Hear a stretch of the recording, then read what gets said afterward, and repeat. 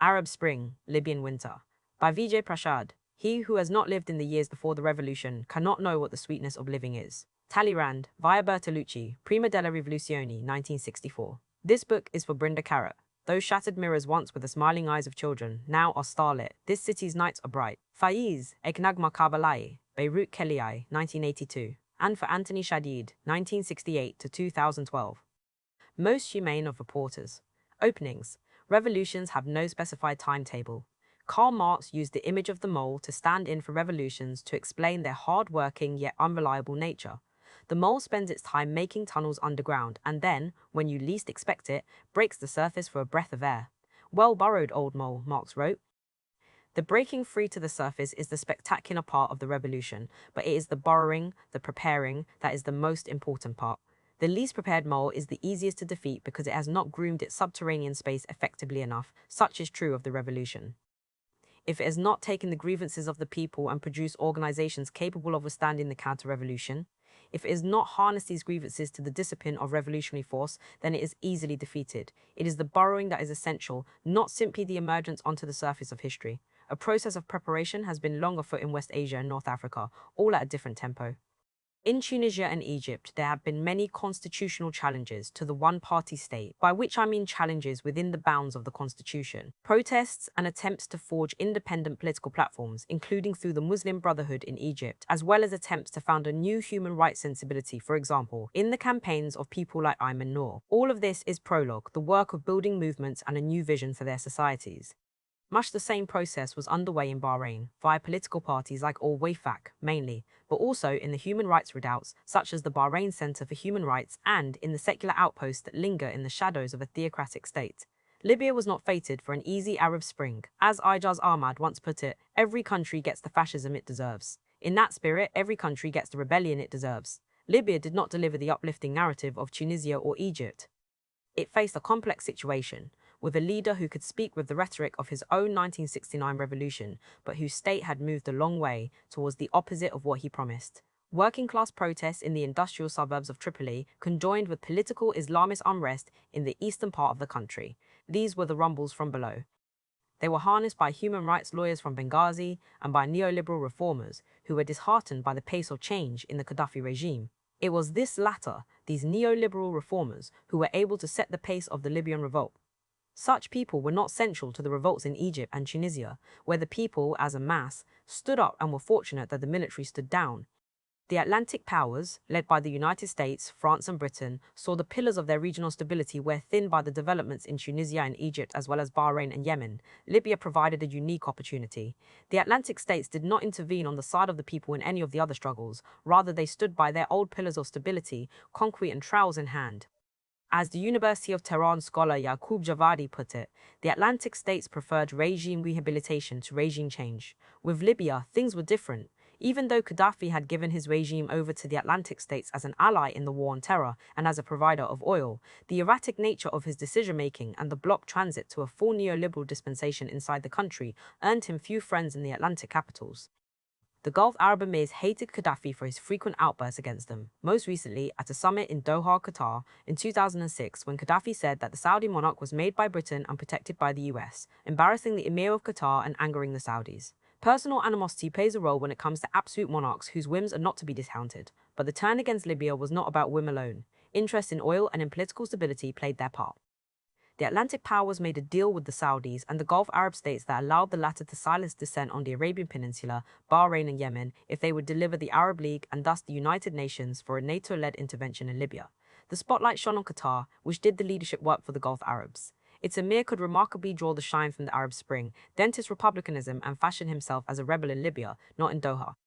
The oil is a central issue with Libya, but so too was its political significance. That the Atlantic states and their Gulf Arab partners decided to intervene in Libya and not in Bahrain or Yemen, and certainly not in Syria, tells us something. It is what this something is that I will unravel in this brief book. No revolt or revolution is capable of being rendered mute by the attempt of a clique to seize control of it. Tendencies to a better future continue and thrive. The Libyan revolt was certainly hijacked by the neoliberal reformers, but the people of Libya have not surrendered the wider aspirations that motivated them to risk everything in this battle. Tensions remain in the country. Gaddafi has been killed, his son Saif al-Islam is in custody, and much of the former regime has collapsed. The neoliberal reformers remain in the shadows, running the central bank and the oil ministry. But they had to contend with the fighters who are not willing to transfer authority over to the reformers. The fighters comprise equal parts of Islamists and amateurs, with their roots as much in their cities of origin as in the global Ummah. They have their own agendas. This book will appear at the anniversary of the start of the Libyan revolt. It is too early to tell how things will pan out. This book does not risk more than a few general remarks. Arab Spring, Libyan Winter is less about predicting the future and more about showing us how the Atlantic powers insinuated themselves into the Arab Spring to attempt to create a Libyan winter to the advantage of their national interests, the interest of the multinational oil firms and the neoliberal reformers within Libya. Arab Spring, Istrian, bread. When the unwashed began to assert themselves in France, the royalty scoffed at them. What they wanted was bread, whose price skyrocketed in 1774-75. Taken to the streets in remarkable numbers, the people demanded fair prices for bread, their main staple. In reaction to La Guerre des Farinades, the Flour War, Marie Antoinette proposed that the poor eat cake. After the revolution removed the monarchy and its éleveurs from the thrones of power, the new government hastened to subsidize bread. Hunger broke the back of fear. It is the lesson for the ages. It was a lesson for North Africa in late 2010. In the last 2 quarters of 2010, the IMF Food Price Index rose by 30%. Grain prices soared by 60%. Protesters in Tunisia came onto the streets in December with baguettes raised in the air. In Egypt, protesters took to the streets in January chanting, "They're eating pigeon and chicken, and we are eating beans all the time." Hunger and inequality drove the protests. Their governments hastened to up their subsidies, but it was too little, too late. The question of bread reveals a great deal about the delinquent states in Egypt and Tunisia. The Nasserite state in Egypt well understood the importance of a bread subsidy and encouraged the domestic production of wheat for the bread needs of the citizenry. When Anwar Sadat came to power in the 1970s, he gradually cut off the bread subsidy, what the Tunisian intellectual Labi Siddiqui calls a democracy of bread, Demokratiyat al-Khubz. This was part of the wave of reforms in North Africa against the economic policies that favored national development. In Egypt, these reforms were part of the phase of infitah, the openness of Egyptian society to the Atlantic world as economic needs. Sadat opened a correspondence with the IMF. The law of the new economic measures, 1974, was the opening gambit, sealed in a letter of intent to the IMF May 1976 and a second letter of intent, June 1978. Robust national development went by the wayside. More important was the will of the IMF and the international bond markets. Nationalization and subsidies ended, and free enterprise zones were created by February 1974. Sadat wanted a blood transfusion for the Egyptian economy, and so the Atlantic banks began to draw pints of blood from the ailing Egyptian working class and peasantry. The democracy of bread was a casualty of the new thinking. In 1977, the Egyptian people rose up in a bread intifada, with additional targets being the nightclubs and liquor stores, symbols of the openness. The regime's guns killed 160 and shut down the protests. Lessons were hastily learned. Subsidies were turned. The new regimes tried to maintain the subsidies along with the new openness. There was to be no subsidy to the small farmer, the fellahin of the Nile's fertile plains. Instead, the Egyptian regime, for instance, relied upon U.S. Agency for International Development Assistance that amounted to $4.6 billion over the next 3 decades. This money was used to buy the massive output of the industrial farms in the United States. Wheat came into the country, but at the expense of the restive peasantry, now increasingly underemployed. In 2010, Egypt was the leading importer of wheat in the world. Egypt relied upon its rent income for survival, remittances from payment for privatization, among others. The ruling clique diverted a substantial part of the rent into the coffers of the Swiss banks. Democracy did not live within this economy. The tyrant here was the ruling clique, but not operating alone. It had close collaborators in the IMF, the World Bank, the banks, the bond markets, and the multinational corporations. Oil did not flow liberally under the sands of Tunisia and Egypt, but it did in the rest of the Arab world, from Libya to the Arabian Peninsula. It has long been a question of the Arab Revolution that opened in the 1950s. When will the economies of the Arab region be able to sustain their populations rather than fatten the financial houses of the Atlantic world and offer massive trust funds for the dictators and monarchs? Cursed with oil, the Arab world has seen little economic diversification and almost no attempt to use the oil wealth to engender balanced social development for the people. Instead, the oil money sloshed north to provide credit for overheated consumers in the United States and to provide the banks with the vast funds that are otherwise not garnered by populations that have stopped saving. In the United States, wages have been stagnant since 1973, but cultural expectations for lifestyle have not declined, which means that the credit provided by the petrodollars artificially closed the gap between empty coffers and lavish dreams. The oil money also went toward the real estate boom in the Gulf and the baccarat tables and escort services of Monaco, the Las Vegas of Europe, which has another decrepit monarch, Albert II, at its head. It did not flow into the pockets of the Arab street. The contradictions of the neoliberal security state in Egypt were plainly exhausted by 2008, when the bread intifada returned in force. Protests in much smaller scale were seen across the Arab world from Morocco to Syria. The pressure was such that lines for bread increased, and by March 2008, about a dozen people died in scuffles or from exhaustion, waiting on bread. Hosni Mubarak, the heir to Sadat's policies, sent in the army to quell protests over these bread martyrs. On April 6, 2008, a mass protest in Ali Mahala al-Kubra went from the issue of bread to unemployment and onward to the normal excesses of the security state. Mahala is no backwater. In 2006, 24,000 workers went on strike in the textile mills of this industrial town, not more than a few hours' drive north of Cairo. They were the backbone of the 2008 events. US Ambassador Francis Richard Doan arrived in Cairo in 2007. This Turkish speaker and veteran of the Foreign Service was confounded by the paranoia of the Egyptian dictatorship, cable sent on May 14, 2007. A year later, Richard Doan sent his assessment of Mahala and of the tremors underfoot to his superiors at the State Department in Foggy Bottom. Although not on the scale of the 1977 or 1986 riots, Mahala is significant. The violent protests demonstrated that it is possible to tear down a poster of Mubarak and stomp on it, to shout obscene anti-regime slogans, to burn a minibus and hurl rocks at riot police. These are unfamiliar images that lower-income Egyptians thrill to.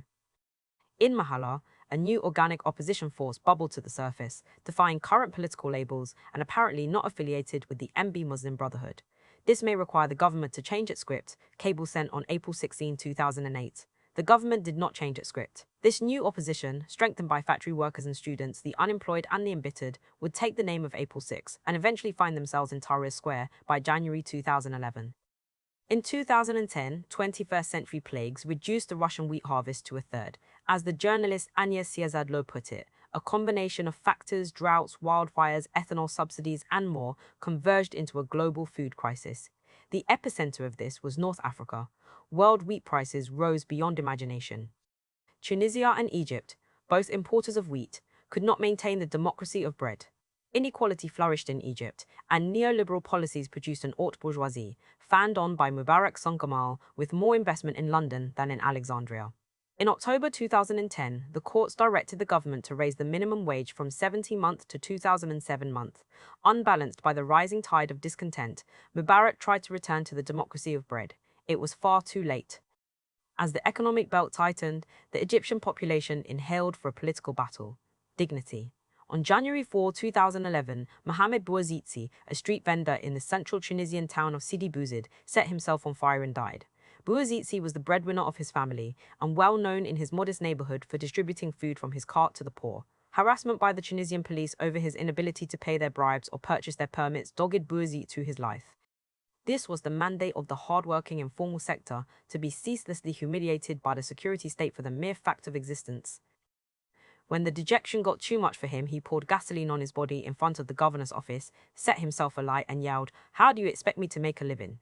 An act of immolation in central Tunisia would normally matter very little to the intelligence and diplomatic corps in Washington, London, Paris, and elsewhere in the advanced financial world. But Bouazizi's suicide before the town hall had an electric effect.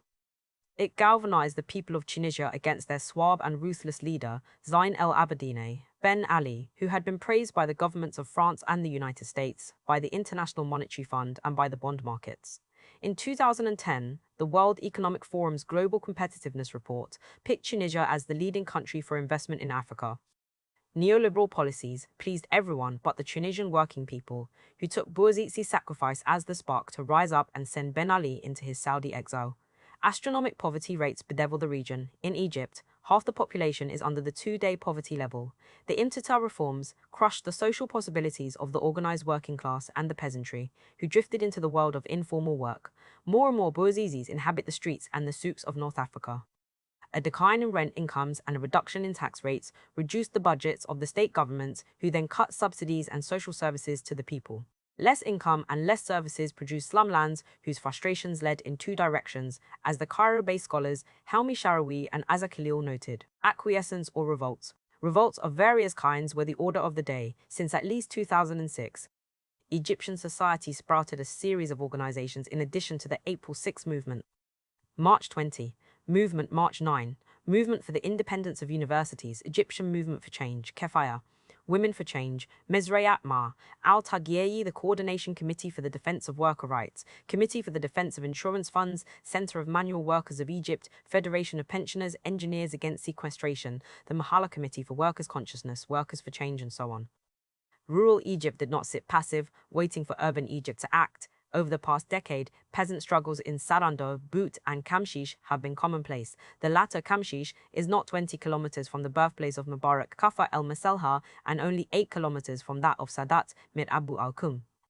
In May 2011, as Tahrir Square remained the focal point of the Arab Spring, the farmers of Kamshish honored the 45th anniversary of the death of Salah Hussein, who led the charge against the local landlord Al-Fiki family by founding the Union of Egyptian Farmers.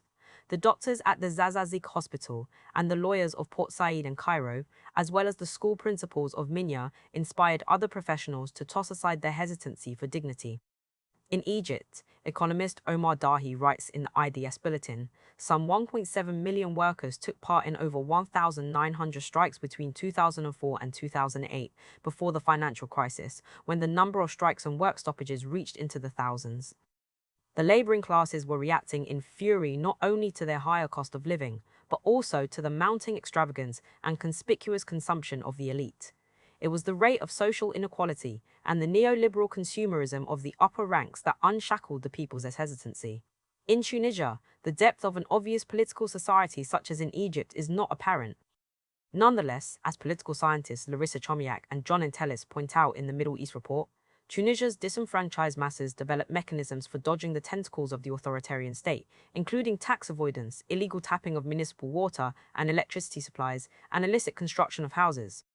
Within this atmosphere of circumvention, moments of contentious politics nonetheless occurred, eventually leading to the precipitous puncturing of Ben Ali's system of control. One of the most spectacular punctures took place in the southwestern mining town of Rodeif, near the mining area of Gafsa, in January 2008. The state-owned phosphate company conducted a fraudulent hiring process, cashiering the unconnected and hiring 81 people with connections to the upper state apparatus. Rodeif is the Tunisian Mahaila. The street protest of the workers and the unemployed expanded to include students in Tunis, Sfax, and Sousse, and the broadest of the social classes from the Gafsa governorate. The main axis here was the underground cadre of the Banned Workers' Communist Party, whose cells among the Tunisian diaspora in France hummed with solidarity activity. Wives and widows of the imprisoned workers captured the streets in April, and the police responded with their own habits. In June, 2 protesters were killed. The dynamic smoldered, not erupting, but not dying down either. Bouazizi's action would oxygenate it. It has been a long-standing question in the Arab world. When will we rule ourselves? Not long ago, France's Nicolas Sarkozy and America's Hillary Clinton offered praise for their democratic friends, Tunisia's Ben Ali and Egypt's Mubarak. To top the obscenity, during the capture of Tahrir Square, Obama conferred with the Saudis on the democratic transition in Egypt. This is like asking a carnivore how to cook tofu. In 1953, the aged King Farouk of Egypt set sail on his yacht, A.L. Mahjoua. Guarded by the Egyptian Navy, he waved to people who he considered his lesser. Nasser, son of a postman, and Sadat, son of small farmers. Their colonel's coup was intended to break Egypt away from monarchy and imperial domination.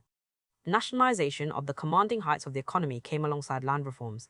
But these were ill-conceived, and they were not able to throttle the power of the Egyptian bourgeoisie, whose habit for quick money continued, with 3/4 of new investments going to inflate a real estate bubble.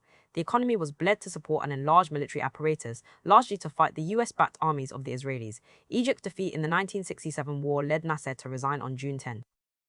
Thousands of people took to the streets of Cairo and filled Tahrir Square, this time to ask Nasser to return to office, which he did, although much weakened.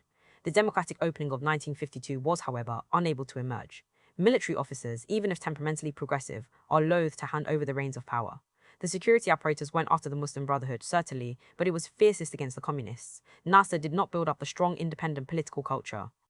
His socialism, as the historian L.S. Stavrianos put it, was socialism by presidential decree, implemented by the army and police. There was no initiative or participation at the grassroots level.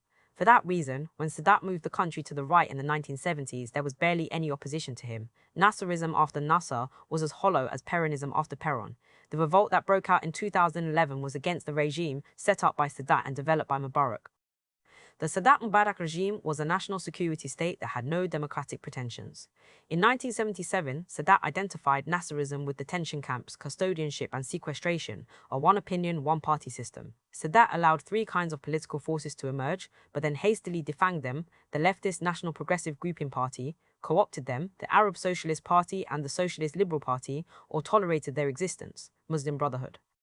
Cleverly, Sadat put in place what he accused Nasser of building. It was under Sadat and Mubarak, with his own odd job, Omar Suleiman, in tow, that the detention camps and torture centers blossomed. Egypt's 2006 budget provided 1.5 billion for internal security. There is about one police officer for every 37 Egyptians. This is extreme. The subvention that comes from the United States of 1.3 billion per year helps fund this monstrosity.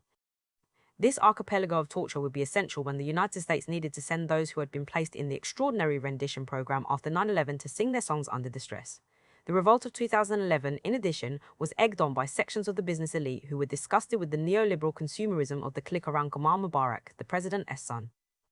This repulsed national bourgeoisie was no match for multinational capital, and understood that the cannibalization of the country would not be a benefit to them in the long term. It would simply cut the heart out of the vast masses, whose anemic social condition would mean that the Egyptian economy would not be able to demand any of the goods produced and sold by the national bourgeoisie. No wonder then that on January 31, notable businessman Naguib Sawiris joined the Tahrir Square dynamic. As Parlamar put it at Jadaliyah.com, Sawiris and his allies had become threatened by Mubarak and Son's extreme neoliberalism and their favoring of Western, European and Chinese investors over national businessmen. Because their investments overlap with those of the military, these prominent Egyptian businessmen have interests literally embedded in the land, resources, and development projects of the nation. Their interests parallel those in the military, who were also disgusted by the corruption and a policy of privatization that was plainly the defenestration of the national economy.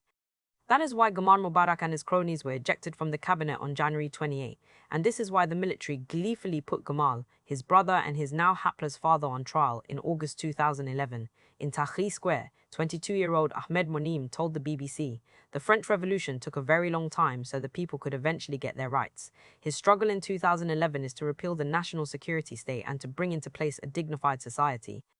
That is the basic requirement, to return to the slogan of the French Revolution."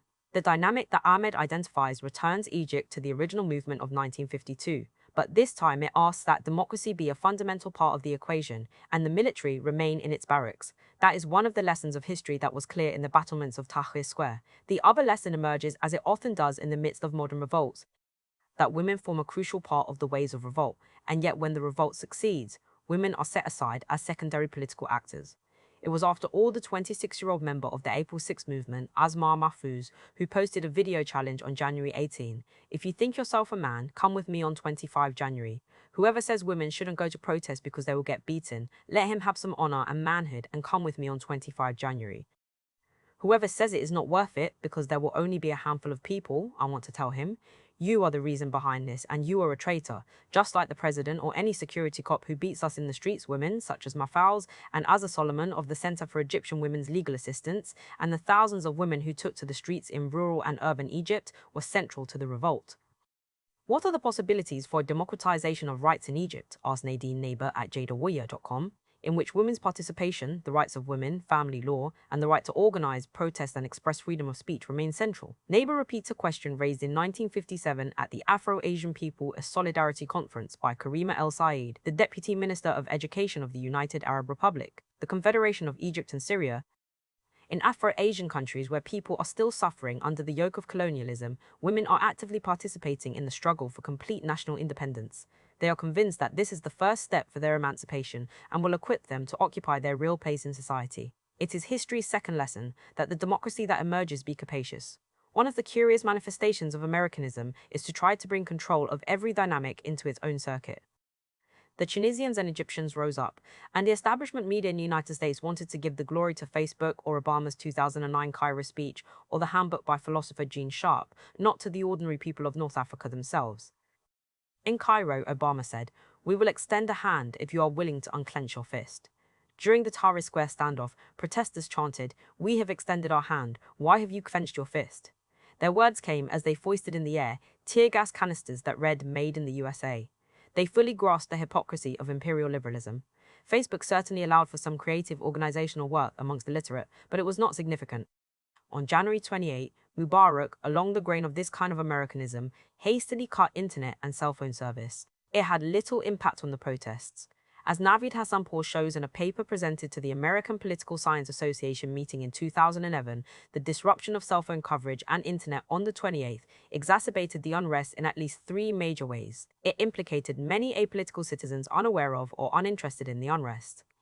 It forced more face-to-face communication, i.e., more physical presence in streets. And finally, it effectively decentralized the rebellion on the 28th through new hybrid communication tactics, producing a quagmire much harder to control and repress than one massive gathering in Tahrir. In fact, the closing down of Facebook provided new opportunities to reach new constituencies and to broaden the movement. It will be a surprise to the workers of Suez, or the cadre of the Muslim Brotherhood, or even the students of Cairo's universities that they were unwitting pawns of someone else's dreams. This was an Egyptian revolution. It did not seek permission from elsewhere. The Arab revolt that began in Tunisia and spread to Egypt and onwards seemed on the surface like a 1968 for the Arab world. 60% of the Arab population is under the age of 30, 70% in Egypt. Their slogans are about dignity and employment.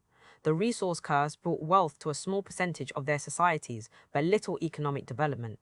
Social development came to some parts of the Arab world. Tunisia's literacy rate is 75%, Egypt's just over 70%, and Libya's at 90%. The educated lower middle class and middle class youth have not been able to find decent jobs. The concatenation of humiliations disgust these young people. No job, no respect from an authoritarian state, and then to top it off, the general malaise of being second-class citizens on the world stage, the suppression of the Palestinians, and the crushing of Iraq are indices of the Arab bloom.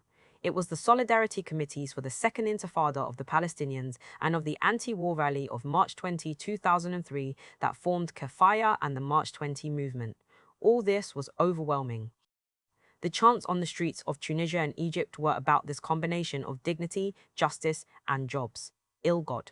The Muslim Brotherhood came onto the Cairene streets. It set its own ideology to mute. Its spokesperson, Kamal Nasser, said that they are only a small part of the protests in Tahrir Square. "This is a protest about Egypt," he said, "not Islam." Much the same kind of statement came from the Mir Lahou in Iran during the massive protests of 1978-79, the precursor of the creation of the Islamic Republic. Organized into a panoply of organizations, the Egyptian people filled their squares and refused to leave. When the camel-riding thugs of the Mubarak regime entered the square on February 2nd, the organized and disciplined brotherhood gathered in formation to defend the square. As Diab Abu Jaja pointed out on his blog on that day, today the revolution needs structured organizations to form a fighting machine, and the Brotherhood has experience, resources, and the will to play that role. And they are doing it for the movement without claiming it. That evening, the Brotherhood's spiritual leader, Sheikh Yusuf Abdullah al-Qaradawi, spoke to Al Jazeera from his Qatar exile. The Egyptians know that their peaceful democratic revolution, their remarkably responsible and intelligent mass movement, is being crushed by America and Israel as much as by Mubarak's dictatorship. I will make a prediction. If this revolution fails, America will face an unprecedented wave of Arab anger, and Egypt will be plagued by violence from now on. The Muslim brothers who have escaped from prison, for instance, know that their fate in the coming weeks is to be rearrested and tortured to death. They will fight. Much the same sort of attitude was struck in Tunisia. The No. 2 in the Islamist Nahda party, Abdel Fattah Marou, told Al Jazeera on March 10 that his party was out on Avenue Habib Bourguiba for the sake of all of Tunisia. He used the term the people, not Islam or Muslims. When asked about Nahda's position toward partisan politics, often considered to contradict Islamists' ideal of unities, Nadia Marzouki points out at the Middle East Report, Moreau insisted on the right of the people to itself haq al-Shabli naftihi. The people may have different feelings, Moreau conceded, but the only parties that will win will be those chosen by the people. The deep desire and commitment to some form of democracy is underlined. We tend to exaggerate the authority of the clerics, or at least to treat it as natural, as eternal. Al-Qaradawi came to Tahrir Square in late February, once Mubarak went to the seaside at Sharm el-Sheikh for his enforced retirement, and where he would later be brought before a court in his gurney.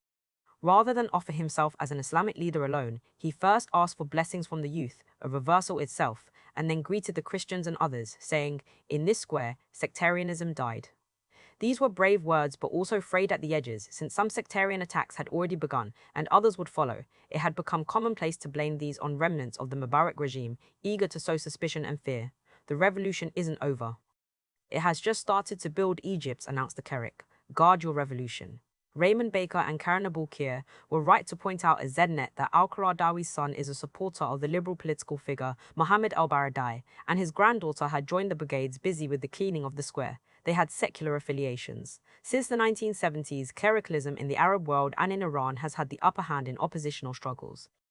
This has everything to do with the calcification of the secular regimes of the national liberation era, the new states formed out of the export of Nasserism. From Egypt to Iraq, Syria, Yemen, and into Libya by 1969, the deterioration of the Third World Project, especially the fractures in the oil cartel OPEC that opened up in the summer of 1990 and fed into the Iraqi invasion of Kuwait, and the promotion and funding of the advanced guard of Islamism through the World Muslim League by the Saudis from Chechnya to Pakistan and Indonesia, with its greatest impact through small Salafist bands across North Africa and the Middle East.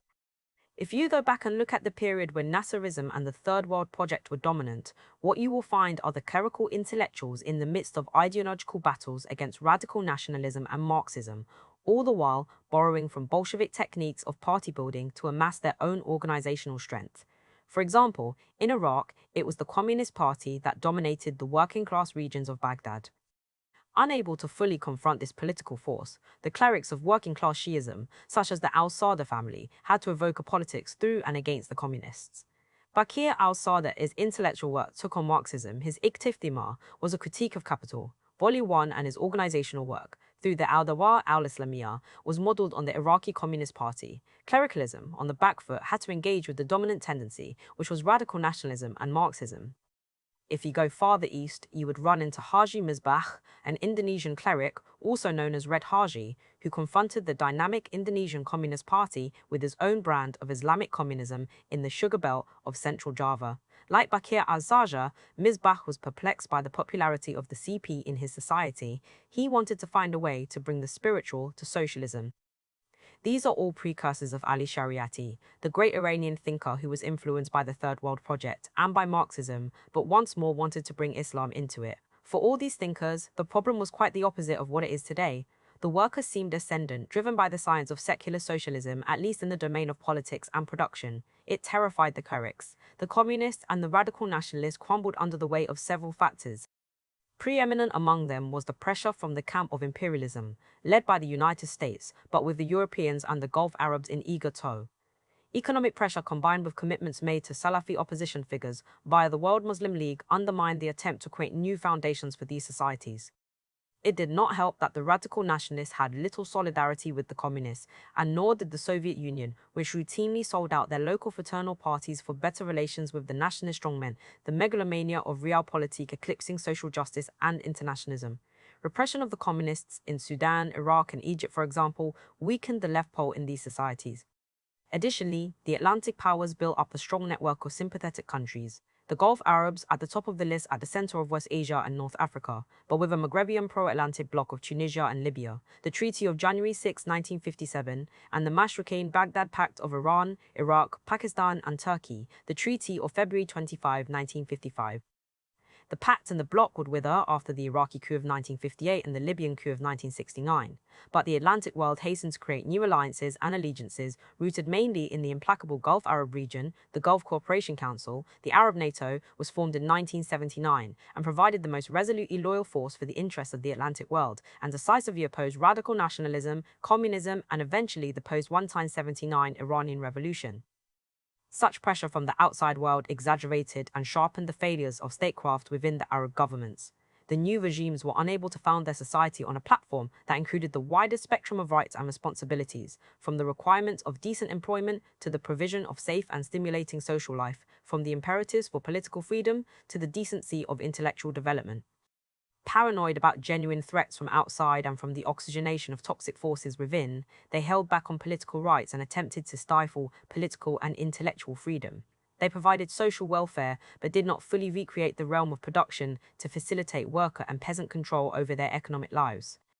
The growth of the neoliberal security state in Egypt is emblematic of this failure to engender a new society that would be able to withstand external threats and to model an alternative path for social development for the other post-colonial states. The collapse of the National Liberation Project by the 1980s came alongside the slow demise of the USSR and its role as the upholder of the utopian horizon of socialism. With the eclipse of that horizon, it became harder to assert the need for people to risk their lives in struggle for what appeared to be in fundamental retreat, namely socialism. The idea of the inevitability of socialism inspired generations to give themselves over to the creation of the Jacobin force, the party that would, under relentless pressure, lead the working class and peasantry to certain revolution. As well, the failure of the National Liberation Project meant the whittling down of the realm of production, and so the organized working class found itself cast into the unsavory and unpredictable world of informal work. The main organization force of the Communist parties, the organized working class, began its slow disappearance from world history. It is this combustive situation that amputated the socialist dream in the Arab lands and drew the now informal workers of hitherto communist strongholds such as Al-Tara, Baghdad, and Harat Harik, Beirut, into the parties of God, such as the Sadrites and Hezbollah.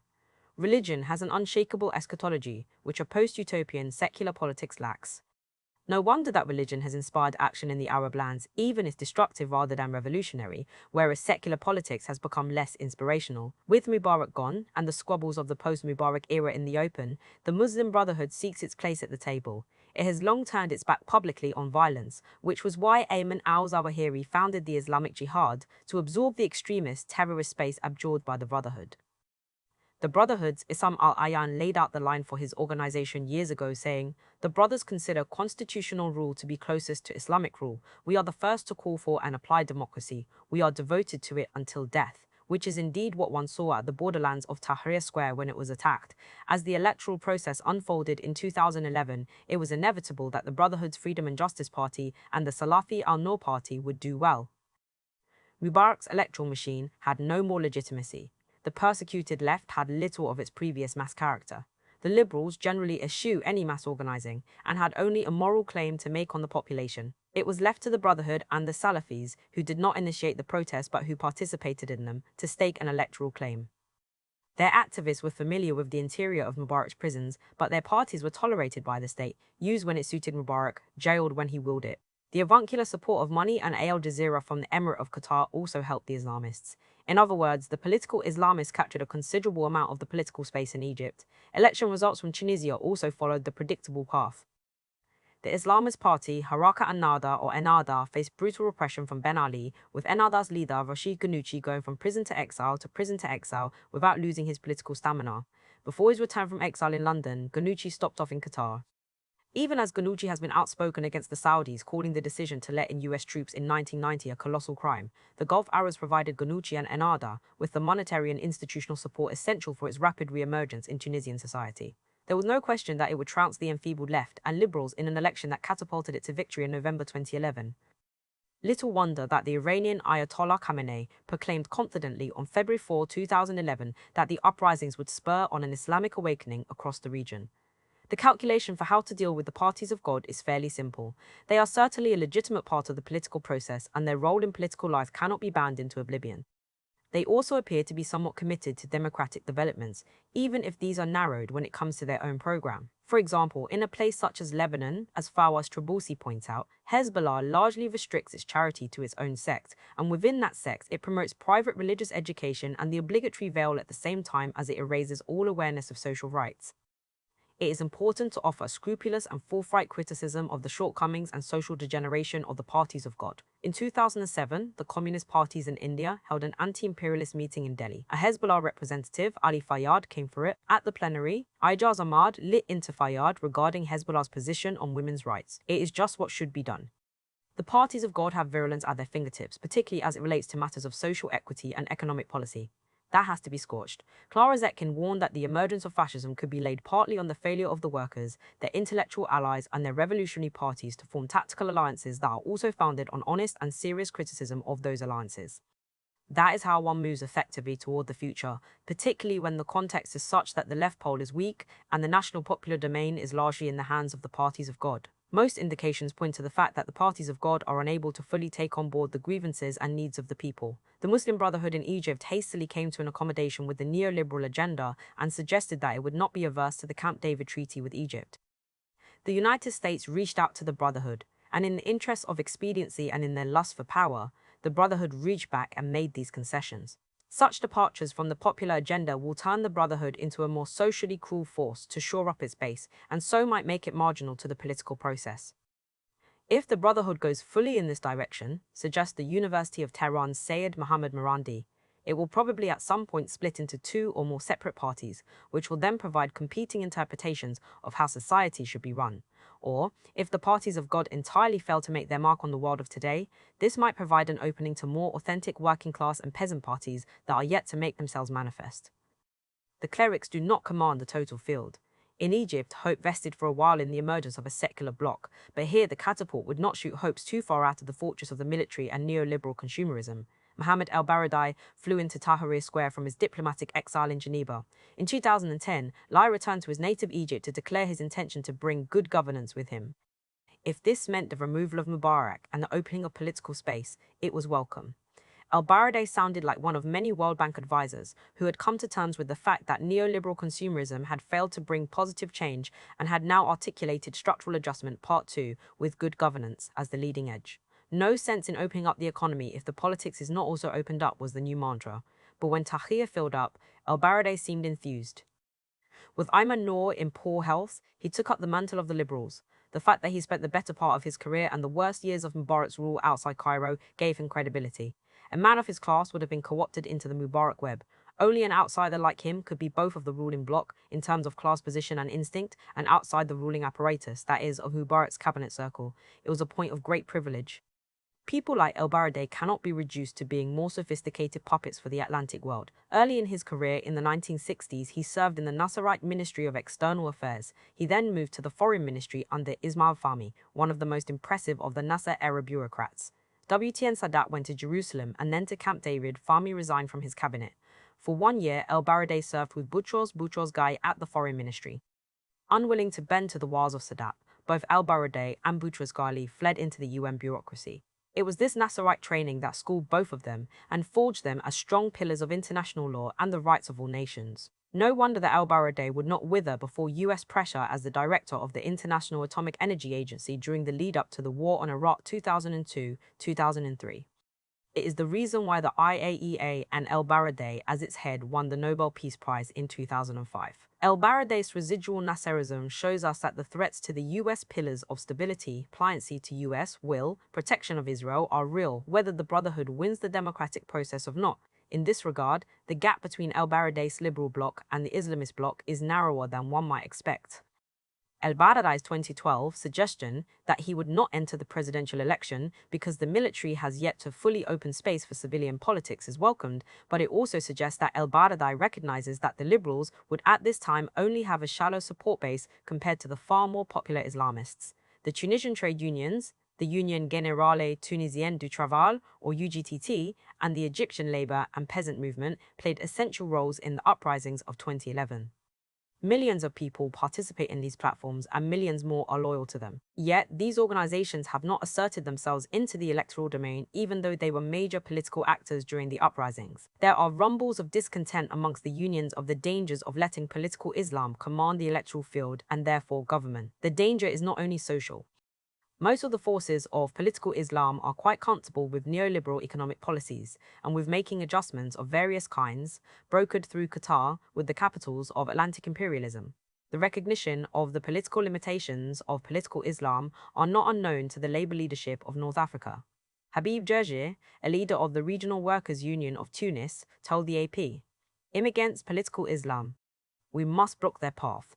Whether this sentiment will translate into the creation of a mass working-class political party is to be seen. It will provide the only alternative to neoliberalism and social suffocation in the region." TV. Ben Ali, Arid Mubarak, go to the seaside. On January 14, 2011, Zain El Abidine Ben Ali fled with his family to the Red Sea port city of Jeddah, Saudi Arabia. He was welcomed by King Abdullah and told he could stay as long as he kept out of politics. Uganda's Idi Amin lived on the top 2 floors of the Novotel Hotel in Jeddah and then in a luxurious villa, but these are no longer available. Ben Ali was provided with a vast palace surrounded by high walls and tall palm trees, accessed by 7 gates guarded by armed guards. It is a sumptuous prison. On February 11, after 30 years at the helm of Egypt, Hosni Mubarak and his family departed for the resort town of Sharm el-Sheikh on the southern tip of the Sinai. 16 days of resolute protest by a cross-section of the Egyptian public put enormous pressure on the Egyptian military. It is the institution that held the keys to Mubarak's future. Most autocratic societies hollow out political institutions that might balance power in the state. That is why the legislature is weak, and that is why there are no legal political parties apart from Mubarak's facade of a party. When its headquarters were burnt down, the party effectively ceased. Absent of other political challenges, the tussle came down to a test of wills between the protesters and the military.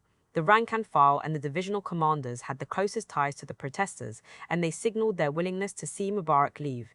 The top generals, who served alongside Mubarak in the armed forces and then in the government, were less happy to send him off. It was this internal struggle in the army that delayed matters. Fear that the Tunisian contagion would spread even more rapidly if Egypt fell to it made the royal families of the Gulf burst into shivers. They pledged to back Mubarak to the hilt. The Saudi offer in particular gave Mubarak the confidence for his bizarre television address on February 10, where even his translator seemed hesitant, embarrassed to have to render the cliches into English. Eventually, the Saudi money and the loyalty of the generals were not sufficient. The tie from below prevailed. Mubarak and his family boarded a helicopter and went off. History is filled with bizarre analogies. February 11, Mubarak's day of departure, is also the day when the Shah of Iran's regime fell in 1979. The emergence of an Ayatollah Khomeini in Egypt had given pause to some outside the country. Would the Muslim Brotherhood take over, they suggested? Iran has a well-organized clergy who had taken a defiant position against the Shah. These clergy also had a charismatic leader, exiled in Paris, whose return to Tehran was greeted by millions of people. No such clergy exists in Egypt, and nor is there a person such as Khomeini. Iran is a bad analogy for Egypt. Better yet is South Africa. On February 11, Nelson Mandela was finally released after 27 years in jail. I remember watching television in 1990 as Mandela hesitantly walks out of the prison in Paarl. Egypt has had its own exit from Babylon moment. Its jailer has departed. It has walked into the light. For the Arab lands, the events of early 2011 were not the inauguration of a new history, but the continuation of an unfinished struggle that is 100 years old. Some people already despair, discounting the remarkable victory of ejecting Ben Ali and Mubarak. The military remain in power in Egypt. The older social classes of property and power are not dislodged in Cairo and Tunis, but their figureheads have been jettisoned. Such acts raise the confidence of the people and propel other struggles into motion. The old order might yet remain, recasting itself in different clothes, speaking a different vocabulary, but it knows that its time is at hand. In Gladiator 2000s, the Germanic barbarians sever the head of a Roman soldier and toss it in front of the Roman battle lines. One of the Roman generals says, "People should know when they are conquered." He means the barbarians. The dictators of the Arab world, our barbarians, might yet throw some heads before the advance of the people, but they know that they are defeated.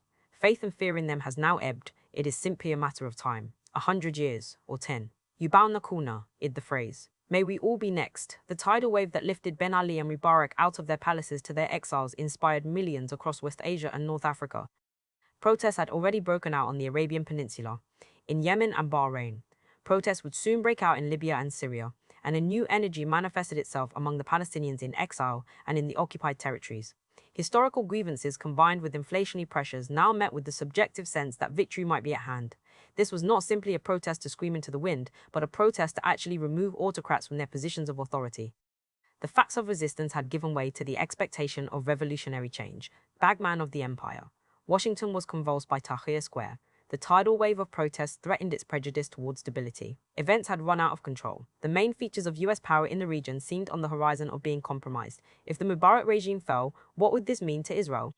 If enthusiasm about Mubarak and Ben Ali's ousters escalated the protests in Bahrain and Yemen, what would this mean for Saudi Arabia and the Gulf Emirates? Something had to be done to manage what had begun to seem like a revolutionary situation. From inside the bowels of Washington's power elite, Frank Wisner emerged, briefcase in hand. He had met the president, but he was not his envoy. He represented the United States, but was not the ambassador. What was in his briefcase was his experience. It includes his long career as bagman of empire and as bucket boy for capital. Pulling himself away from the Georgetown cocktail parties and the Langley PowerPoint briefings, Wisner found his way to the Heliopolis cocktail parties and to the hushed conferences in Casa al-Ittihadiyya. Mubarak, age 82, greeted Wisner, age 72, as these elders conferred on the way forward for a country whose majority is under 30. Obama came to Cairo in 2009 and said, "America does not presume to know what is best for everyone." Those words should have been cast in gold and placed in the portico of the White House. Instead, they drift like wisps in the wind, occasionally cited for propaganda purposes, but in a time of crisis, hidden behind the clouds of imperial interests or those of Tel Aviv and Riyadh. America presumes to know and presumes to have a say equivalent to those of the millions who thronged Egypt's squares, streets, and television sets. One forgets about the protests of the latter, too tired to get to the square, nursing sick children or adults, a bit fearful, but no less given over to anger at the regime. The Republicans have their own ghouls, people like James Baker, who are plucked out for tasks that require the greatest delicacy. They are like diplomatic hitmen who are not sewn up by too much belief in the values of democracy and freedom, but to the imperatives of stability and empire. The Democratic bench is lighter now, as the immense bulk of Richard Holbrooke has departed for other diplomatic assignments. He had been given charge of Pakistan and Afghanistan, where he found little traction. The Taliban could not be cowed, and nor could the Pakistani military. Holbrooke had much easier times in the Balkans, where, according to Diana Johnstone, he instigated the conflict by refusing the road of peace. Wisner comes out of the same nest as Holbrooke. He is the Democrats' version of James Baker, but without the pretend gravity of the Texan. Wisner has a long lineage in the CIA family. His father, Frank Sr., helped overthrow Arbenz of Guatemala 1954 and Mossadegh of Iran 1953, before he was undone in mysterious circumstances in 1953. Is well known of Anne Langley, with a career in the Defense and State Departments, along with ambassadorial service in Egypt, the Philippines, and then India. In each of these places, Wisner insinuated himself into the social and military branches of the power elite. He became their spokesperson. Wisner and Mubarak became close friends when he was in the country 1986-1991, and many credit this friendship and military aid with Egypt's support of the United States in the 1991 Gulf War. The delusions are many. George H.W. Bush calls his presidential counterpart Hosni in the afternoon of January 21, 1991. They are discussing their war against Iraq. How is public support there? Bush asks him. Mubarak answers hastily, it is still good. For Mubarak, public meant his clique, not the 80-odd million. Not once did the US provide a criticism of Egypt's human rights record. As Human Rights Watch put it in their 1990 World Watch Report, the George H.W. Bush Report, the George H.W. Bush Report.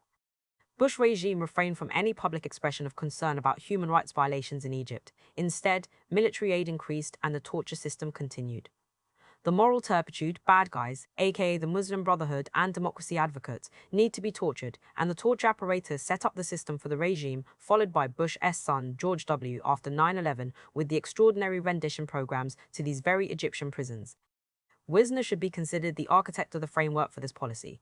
Wisner remained loyal to Mubarak. In 2005, he celebrated the Egyptian selection Mubarak won with 88.6% of the vote. It was a historic day, he said, and went further in a report for the Baker Institute. There were no instances of repression. There wasn't heavy police presence on the streets.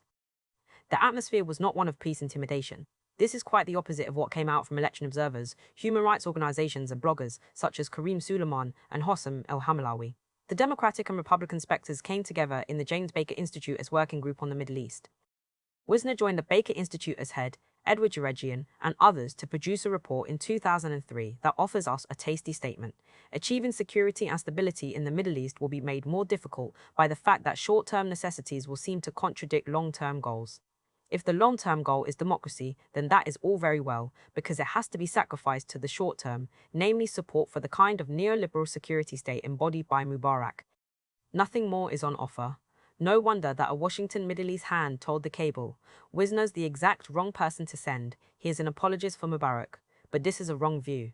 Wisner was just the exact person to send to protect the short-term, and so only term, interests of Washington. The long-term had been set aside. I first wrote about Wisner in 1997 when he joined the board of directors of Enron Corporation. Where Wisner had been, to Manila and New Delhi, Enron followed. As one of his staffers said, if anybody asked the CIA to help promote US business in India, it was probably Frank. Without the CIA and the muscle of the US government, it is unlikely that the Subic Bay Power Station deal or the Dabhol deal would have gone to Enron. Here, Wisner followed James Baker, who was hired by Enron to help it gain access to the Shuaibah power plant in Kuwait. Nor is he different from Holbrooke, who was in the upper circle of Credit Suisse First Boston, Lehman Brothers, Perseus, and the American International Group. They used the full power of the US state to push the private interests of their firms and then made money for themselves. This is the close nexus of capital and empire, and Wisner is the hinge between them. One wonders at the tenor of the official cables coming from Cairo to Washington during January 2011. Ambassador Margaret Scobie, a career official, had been once more sidelined. The first time was over rendition. She is known to have opposed the tenor of it and had spoken on behalf of human rights champion Ayman Noor and others. This time, Obama did an end run around her, sending Wisner. Scobie went to visit El Baradei. Similar treatment was meted out to Ambassador Ann Patterson in Islamabad. Her brief was narrowed by Holbrooke's appointment. What must these women in senior places think? That when a crisis erupts, they are set aside for the men of Washington? Wisner urged Mubarak to concede. It was not enough. More was being asked for in the Egyptian streets. Emboldened, Mubarak supporters came onto the streets with bats in hand ready for a fight. This was probably sanctioned in that private meeting. It is what one expects of empire's bad man. At a security conference in Munich shortly after his Cairo trip, Wisner made a historic gaffe. Mubarak needed time to sort out his legacy, Wisner intimated, and whatever should take place must keep a keen eye on stability. You need to get a national consensus around the preconditions of the next step forward, and the president must stay in office in order to steer those changes through, he said via satellite feed. This embarrassed the Obama administration, which wanted to appear both for stability and for change. Secretary of State Hillary Clinton's team dismissed Wisner for his poor choice of words, at the same time as Clinton seemed to pursue his suggestion. She recommended an orderly transition and proposed that Mubarak leave and give the keys to the state to his deputy Omar Suleiman. Such an orderly transition takes some time, she noted. There are certain things that have to be done in order to prepare. Edicte of the status quo. The Arab revolt aroused mixed feelings and made strong friends and strong enemies, amid whose clashing jealousies its affairs began to miscarry. T. E. Lawrence, 7 Pillars of Wisdom, 1922. Ululations of joy broke out in Tel Aviv when it became clear in late January 2011 that neither the United States nor the Egyptian ruling elite wanted to succumb to the torrents from below. It was all very well to allow managed democracy in Eastern Europe or in Central Asia, but such illusions were out of the question for the Middle East. A cobweb tradition of Orientalist scholarship had proclaimed the Arab incapable of Enlightenment inventions such as democracy. A convenient example is Raphael Patais, the Arab Mindi, 1973. Their policy cousins in the diplomatic hovels of Foggy Bottom and in Kiryat Ben Gurion absorbed this twaddle. For them, the Arab world would only ascend to democracy in the long term. In the short term, where we all live, it would have to make do with stability. When the masses gathered in Tahrir Square, they were not harbingers of democracy for Washington and Tel Aviv. Instead, they augured something worse than Mubarak, ruled by the Muslim Brotherhood.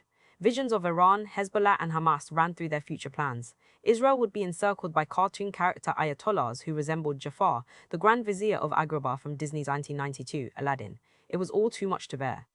Obama's White House and State Department seemed unable to keep up with the pace of events in Egypt and in the Arab world in general. One revolutionary wave after another put various scenarios for diplomacy and intervention into the shredder.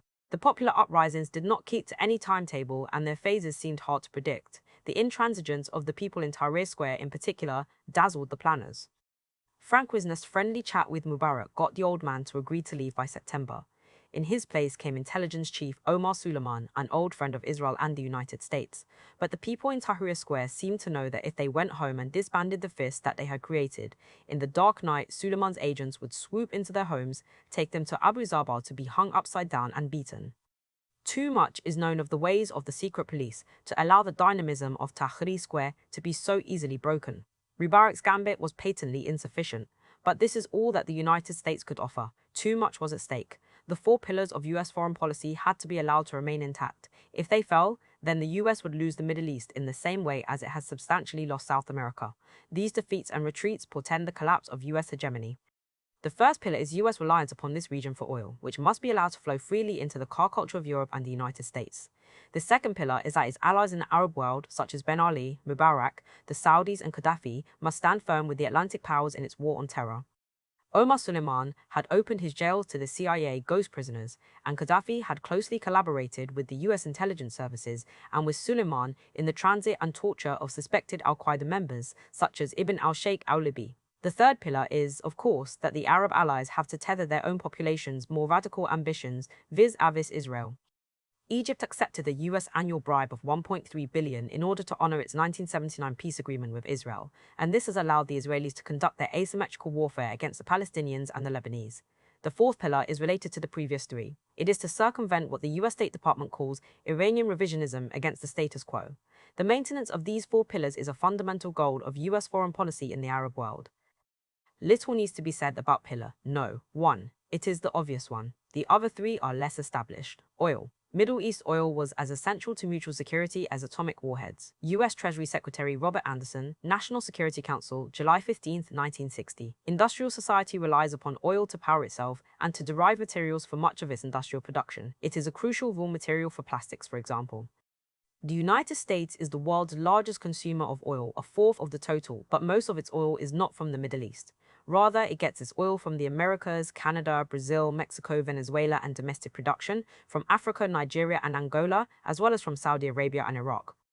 Reliance upon Middle Eastern oil is a global phenomenon, and its production affects global oil prices. It is not the physical delivery of Middle East oil to the United States that is the issue, simply that the oil must be kept flowing to maintain low oil prices and to enable industrial society to proceed at its exponential pace. It is also an imperative for the private multinational oil corporations who require their protection costs to be borne by the public sector, namely to the US Armed Forces. That is the reason why the United States, as the world's largest economy since the 1920s and the world's most powerful military since at least the 1990s, has become the de facto policeman of the world's oil supply. After the Iranian Revolution of 1979, the United States pledged through the Carter Doctrine that the defense of the Saudi realm was tantamount to the defense of the United States, and that the full might of the US military would be used to counter any attempt by any outside force to gain control of the Persian Gulf region. The outside force referred equally to the Soviets and to the Iranians. Ironic, considering that the name Persian Gulf is given to the waters from the ancestors of the Iranians. The Atlantic powers joined with the Carter Doctrine in principle, knowing full well that the weight of the responsibility would fall on the United States. It had to counter the Soviets and the Iranians, and it would do it with its Gulf allies. The French and the British did not want to get their hands dirty. This was unseemly work. When Saddam Hussein's armies invaded Kuwait in 1990, it threatened the delicate balance that the Atlantic powers held over the oil lands. Earlier in that year, Saddam went to claim his prize for going to war against Iran during the 1980s. He went to OPEC to raise the target oil price, to censure Kuwait for lateral drilling into Iraqi oil fields, and to suggest that the oil profits no longer be held in dollars. This was unthinkable. On August 10, 1990, US Secretary of State James Baker went to NATO to underscore that the alliance could not allow any hostile power to gain a stranglehold over its energy resources. Now Saddam Hussein poses just such a threat. Given the central importance of Gulf oil to the global economy, all of us share an interest in thwarting this dictator's ambitions. We all have a critical stake in this. 2 days later, Thomas Friedman wrote in the New York Timely, "The United States has not sent troops to the Saudi desert to preserve democratic principles. The Saudi monarchy is a feudal regime that does not even allow women to drive cars. Surely it is not American policy to make the world safe for feudalism. This is about money, about protecting governments loyal to America and punishing those that are not, and about who will set the price of oil. No more need be said. America went to war, clobbered Iraq, put in place a garrison sanctions regime till 2003, when its armies returned to overthrow Saddam Hussein. Misery came to Iraq because of its oil underfoot. Arab friends. The second pillar is to maintain Egypt as a firm ally in the US, led war on terror. Here, the Mubarak regime was not following the United States. It had interests that paralleled those of Washington. The secular regime set up by Gamal Abdel Nasser was already at war with political Islam within Egypt. Nasser's popularity held the Muslim Brotherhood in check. Nasser's aide Anwar Sadat had been the Egyptian military's liaison with the Muslim Brotherhood since the 1930s. When he took over from Nasser, Sadat tried to outflank the Brotherhood from the right, calling himself the believer president, al-Raid al-Mumin, and bringing the Sharia into the constitution of 1971. Sadat could not complete the job. The Islamists killed him in 1981. Sadat's successor, Mubarak, also tried to dance with the Islamists, but was not successful. In 1993, Mubarak picked a career military man, General Omar Suleiman, to run his internal security department, the Mukhabara el-Amar. 2 years later, Mubarak was to go to a meeting in Addis Ababa. Suleiman insisted that an armored car be flown to Ethiopia. Suleiman sat beside Mubarak when the Islamist gunmen opened fire on the car. The armor saved them. Mubarak signed legislation that made it a crime to even sympathize with Islamism, and his regime built 5 new prisons to fill with Brotherhood members. Some of these prisons became the torture chambers after 9/11 run by Suleiman on behalf of the CIA. Mubarak and Suleiman matched Bush and his clique in their hatred of the Brotherhood, as has been shown by Lisa Hajar at Al Jazeera. They were natural allies, but Egypt's willingness to be a partner had been strained by the Iraq War. In 2008, Ambassador Margaret Scobie worried that Egypt's eagerness had flagged. The Egyptians have lost confidence in US regional leadership. They believe that the US invasion of Iraq was an unmitigated disaster that has unleashed Iranian regional ambitions, and that the US waited far too long to engage in Arab-Israeli peacemaking efforts. Ambassador Scobie worried in a diplomatic cable leaked by WikiLeaks that Egypt's aging leadership was averse to change. Defense Minister Field Marshal Mohammed Hussein Tantawi had been in office since 1991, and he had been the chief impediment to transforming the military's mission to meet emerging security threats. Mubarak is in solid health, she wrote, and would run and win in the 2011 election. Despite incessant, whispered discussions, no one in Egypt, she noted, has any certainty about who will eventually succeed Mubarak. The US had long considered Omar Suleiman to be the best bet. In 2006, the Cairo embassy wrote, "Our intelligence collaboration with Omar Suleiman Alka is now probably the most successful element of the relationship. Suleiman saw Iran under the hood of every Brotherhood car. In 2009, he met General David Petraeus in Cairo. Ambassador Scobie wrote a note back to the State Department on July 14. Suleiman Alka stressed that Egypt suffers from Iranian interference through its Hezbollah and Hamas proxies and its support for Egyptian groups like Jamaat al-Islamiyah and the Muslim Brotherhood, she wrote. Egypt will confront the Iranian threat, he continued, by closely monitoring Iranian agents in Hamas, the Muslim Brotherhood, and any Egyptian cells. This was music to the ears of the Washington Hawks. Suleiman was a reliable upholder of pillar number 2.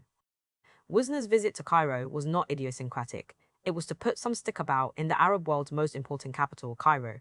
If Mubarak had to go, then Mubarak's regime had to remain in place, and the public outcry had to be slowly silenced. The Egyptian military, well funded by the US, came in to do the work, but it had to be pressured. State Department Under-Secretary of State for Political Affairs Bill Burns and National Security Council Senior Director David Lipton hastily traveled to Cairo. They needed to shore up people like Mohammed Hussein Tantawi, the head of Egypt's Higher Military Council, and later the Supreme Council of the Armed Forces, the SCAF. When the Tahrir Square protests began, Mubarak sent Tantawi to Washington to seek support for his regime and for anti-riot equipment. Tantawi was an old warhorse of the Mubarak regime, and in 2008, the US State Department said of him that he wanted to make sure that the US would not reduce military assistance to Egypt in the future. He is committed, in other words, to the US-Egypt alliance, which means to the dispensation with Israel. The cable from the Cairo embassy said that Tantawi is frozen in the Camp David paradigm. Good news for Tel Aviv. Israel's supremacy. The third pillar of US foreign policy in the region is to protect Israel. Israel has faced no existential threat since the 1973 war, when Egypt's powerful army took it on. The Egypt-Israel Peace Treaty of 1979 allowed Israel to pivot its entire security strategy to face off against much weaker actors, such as Lebanon and the Palestinians. Egypt's withdrawal has allowed Israel to exert itself with overwhelming force against the Palestinians in particular. As well, Egypt's volte-face in 1979 allowed Israel to reduce its defense spending from 30% of its gross national product to 7% of its GNP.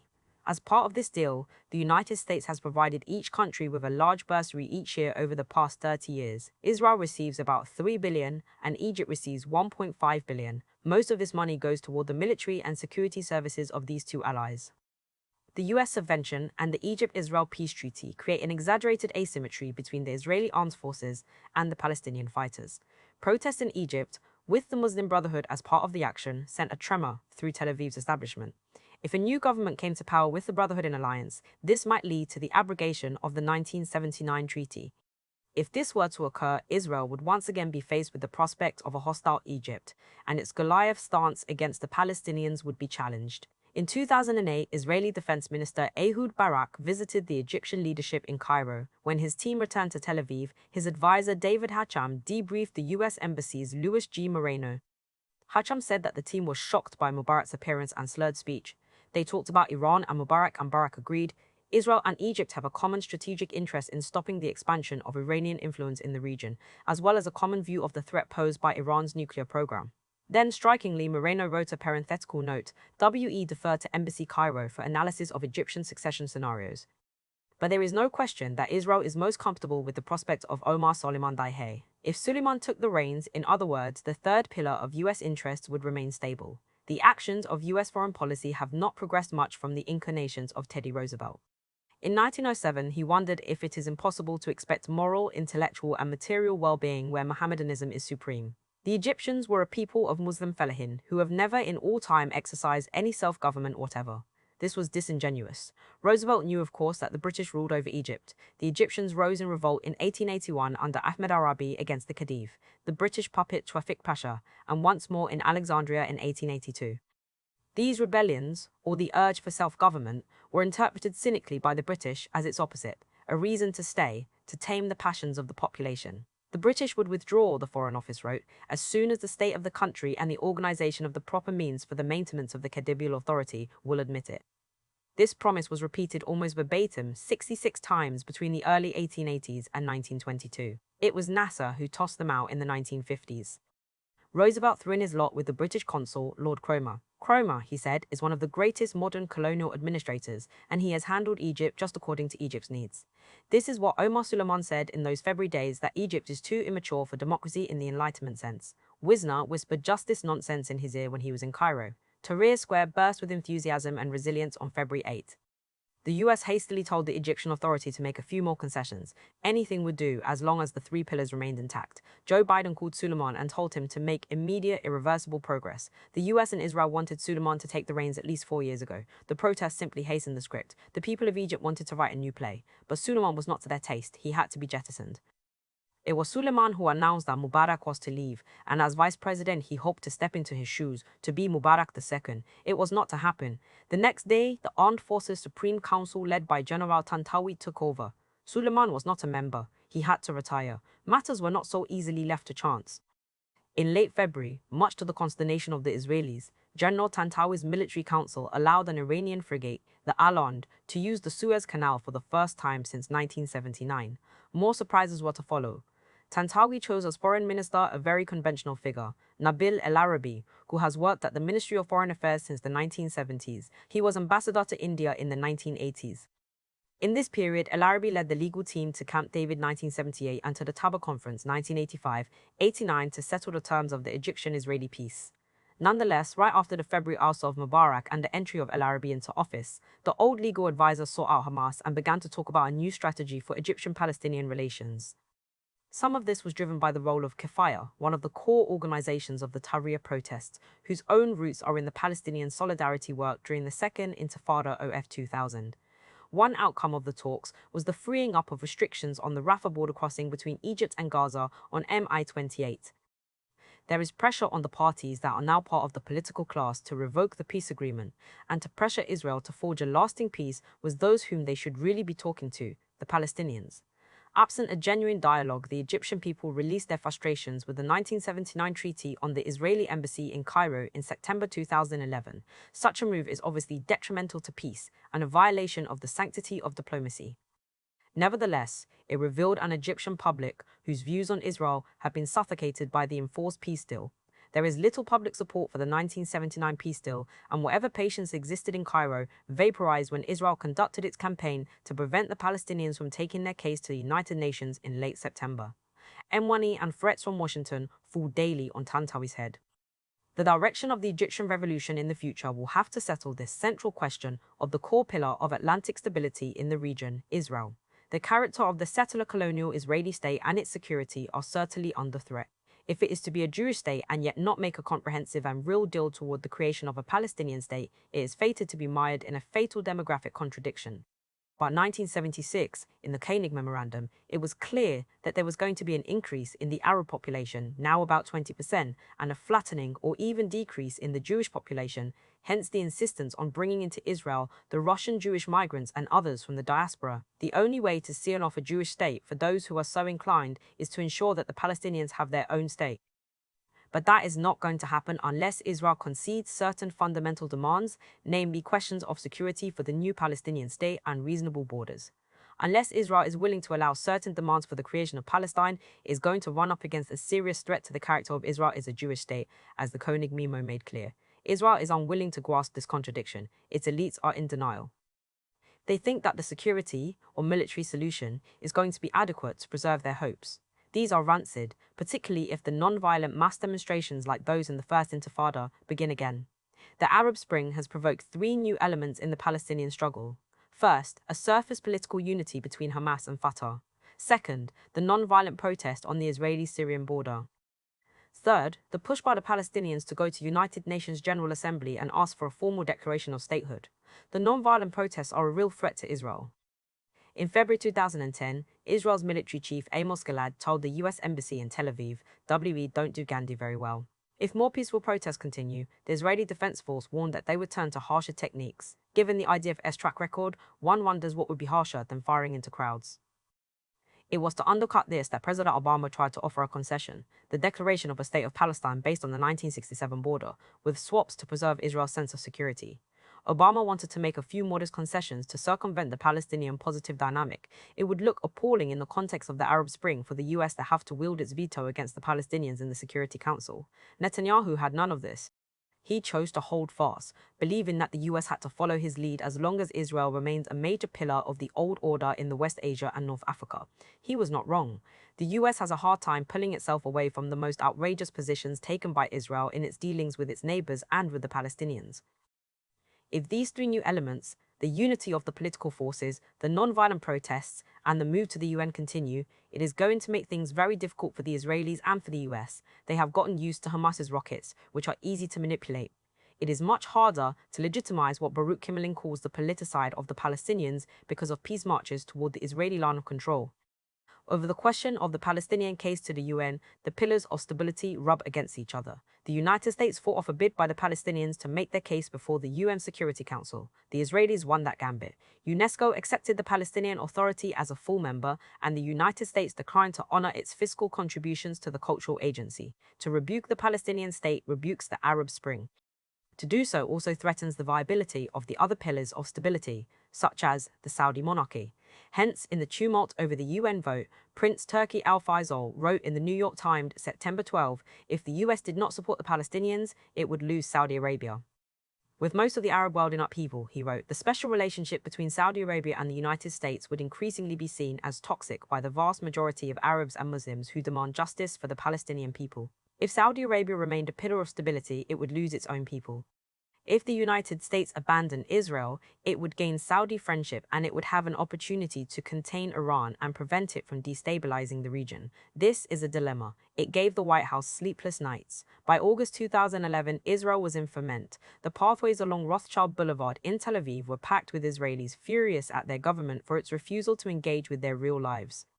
Inflation and a housing crisis dogged the lives of Israelis, and following the example of Egypt, they convened in their squares, manifesting their discontent. Netanyahu had bragged during the high point of the Arab Spring that such events could not take place in Israel, the only democracy in the Middle East. Musician Enoy Alushi's video took that line about the world shaking and remixed it with images of crowds in Tel Aviv shouting with the spirit of the Spanish indignados, the people want social justice, shake Bibi shake, goes the video, a sort of Ibiza on the Rothschild Boulevard. There was no indication that these protests had more than economic goals. There was no link between the unemployment question and the permanent warfare state. There was no open frustration with a government that is keen to bash Palestinians on the head and call that governance. If Israeli political life is able to cleave out a genuine dynamic against its settler colonial situation, this pillar of stability might make its own accommodation with its neighbors, encircle Iran. Geopolitical ambitions easily overcame any dedication to values of human dignity. Political scientists whose writings are legible to Washington bureaucrats have long divided the Middle East along a simple cardinal line: the status quo powers and the revisionist powers. The status quo powers are those who enable the imperial interests of the Euro-American capitals, and the revisionists are those who threaten these interests. From 1952 to 1979, the principal status quo power in the Middle East was Iran, with the Shah as the bastion of progress against the revisionism of the Arab Renaissance under the star of Nasser. Nasser's free officers' coup of 1952 sent a tremor through the Arab world. The creation of the United Arab Republic, Egypt and Syria in February 1958 pushed Lebanon into almost terminal civil chaos in May, and in July, the Iraqi free officers overthrew their feeble king. Inside the palaces of Saudi Arabia, the free princes formed a battalion to diminish the autocracy of King Saud. The fusion of Egypt with Syria was not a progressive action in itself. It was done largely to eliminate the dynamic Communist Party and the pro-communist general Afif al-Bizri. The anti-communism of Nasser was not sufficient to ingratiate him with the bureaucrats in Washington. They despised his anti-imperialism and later his unrelenting position on Israel. To be a status quo power then was to be a defender of the interests of Washington and London with Paris in tow, and to be an ally of Israel's erratic strategy for its singular objective. The Shah of Iran stood fast against Nasserism. A geopolitical earthquake tore open the foundation of this map. The first event took place in 1973, when the Yom Kippur War turned out to be a fiasco for the Arab states. Sadat had already turned his back on Nasser's economic and political policies in 1971. Foreign investment was being courted, and Egypt's constitution adopted a more Islamic tone. Now, Sadat turned tail for Camp David in March 1979, where he accepted an annual American bribe for a peace treaty with Israel. Sadat took home the Nobel Peace Prize, which went on the altar of the new dispensation. A few months before Sadat went to Camp David, his friend Reza Pahlavi, the deposed Shah of Iran, arrived at Aswan, Egypt, to begin his long exile around the world before he returned to Egypt's Al Rafai Mosque to be buried. The Shah's departure from Iran and Sadat's return from Camp David set in motion the new alliances. Washington now saw Iran under the mullahs as the leading revisionist power. The bulwark for the United States and Israel was now Sadat's Egypt and Saddam Hussein's Iraq, which was hastily sent off with a pot of money to begin hostilities against Iran. The war lasted from 1980 to 1988, with little territorial gain, but a massive loss of life and treasure. Washington's steady ally before and after this cataclysmic shift was of course Saudi Arabia and its satellite, Gulf Emirates. The Saudis' deal with the US goes back to the 1950s, when the steady stream of oil from the Gulf lanes to the gas stations of the heartland was guaranteed as long as the US pledged to protect the shaky monarchies from their hostile neighborhood and their often hostile populations by the Saudi Arabian National Guard, heavily armed and often trained by the United States. Nasserism came into the palaces with the Free Princes, who were ejected to exile in Beirut. Then, after 1979, an older danger threatened the royals. The working class in eastern Saudi Arabia and in the cities that run from Kuwait to Muscat along the eastern rim of the peninsula are mainly Shia. Oil worker protests in Qatif, also called Little Najaf, the religious city in Iraq, date back to the emergence of the oil industry in the kingdom. In 1979, after the Iranian Revolution, the workers in the area again went out on strike, but were beaten back ferociously. The New York Times did not complain. It was as it should be. Since 1979, any attempt to move a democratic agenda forward in the Arab world has been tarred with the brush of Iranianism, what is generally called Islamic fundamentalism. It is not Islam or autocracy that worries the planners of the world order. If that were the case, they should be apoplectic about the Saudi monarchy, whose Sharia laws would make the Iranian mullahs blush.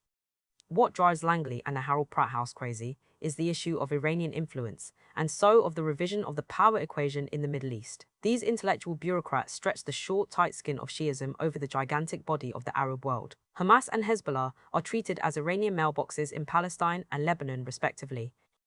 The Iranian Revolution certainly gave the historically oppressed Shia population of the Arabian Peninsula courage to call for self-respect. Eager to live dignified lives, these populations took refuge in religious organizations that provided them with a framework to make their call for dignity comprehensible. Bahrain's Al-Wifaq National Islamic Society is, as a US State Department cable candidly noted, September 4, 2008, neither a fundamentalist nor a sectarian party, but it continues to demand a true constitutional monarchy in which elected officials make policy decisions, the Prime Minister is accountable to the Parliament, and the appointed upper house loses its legislative power. These are elementary civic claims, but they cannot be honored because they come from Al-Wifaq against the power of the king, who allows the US to base its Fifth Fleet in his archipelago, and who is fiercely against Iran. It is far easier to tar parties like Al-Wifaq as Iran's proxies, and to categorize the simple demands of the people for dignity as the Shia revival, as Bali Nasser does in his 2006 blockbuster, The Shia Revival. The uprisings in Tunisia, Egypt, Bahrain, Yemen, Libya, and elsewhere threw the geopolitical equation into disarray. If Hosni Mubarak looked out of his villa in Sharm el-Sheikh a few days after his arrival there, he would have seen 2 Iranian vessels, a frigate and a supply ship power, around the bend at Ras Mohammed, up the Gulf of Suez, and cross into the Mediterranean Sea through the canal. These 2 warships docked in Syria on February 24. That Egypt allowed the Iranians to use the canal for the first time since the 1979 revolution threatened the architecture of US power in the region.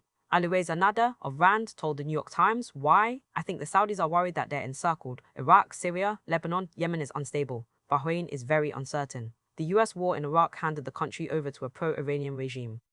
In late January, the Hezbollah-backed candidate Najib Mikati became Prime Minister of Lebanon, and Hamas's hands were strengthened as the Palestinian Authority's remaining legitimacy came crashing down when Al Jazeera published the Palestine Papers.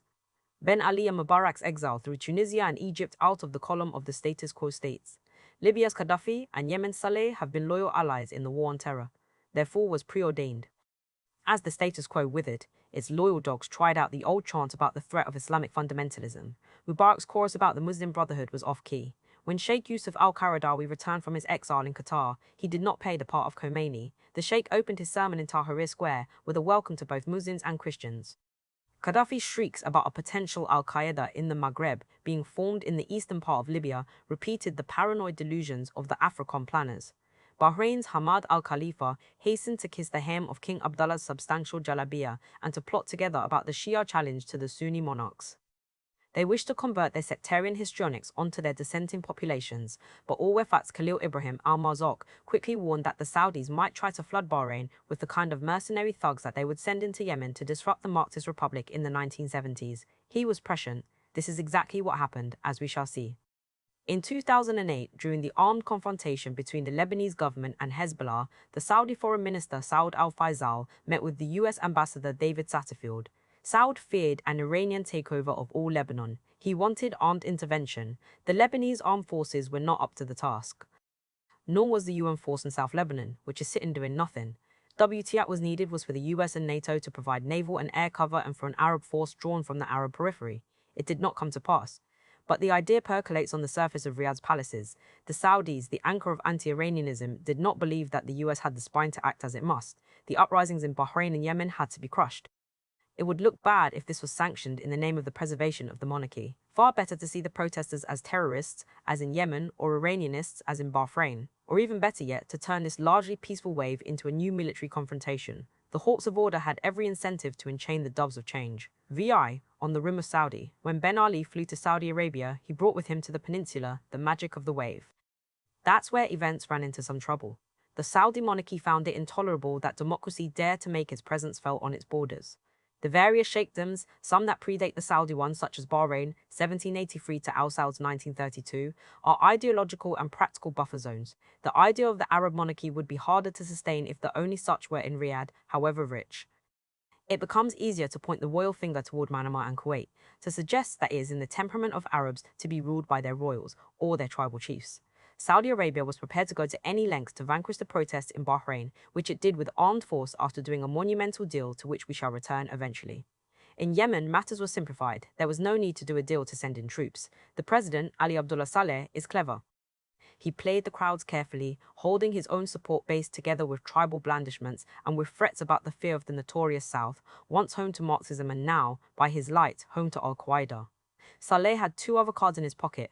One, that the Saudis did not want instability on the peninsula, and besides, after attempting to overthrow him in 1994, they have now come to terms with his rule.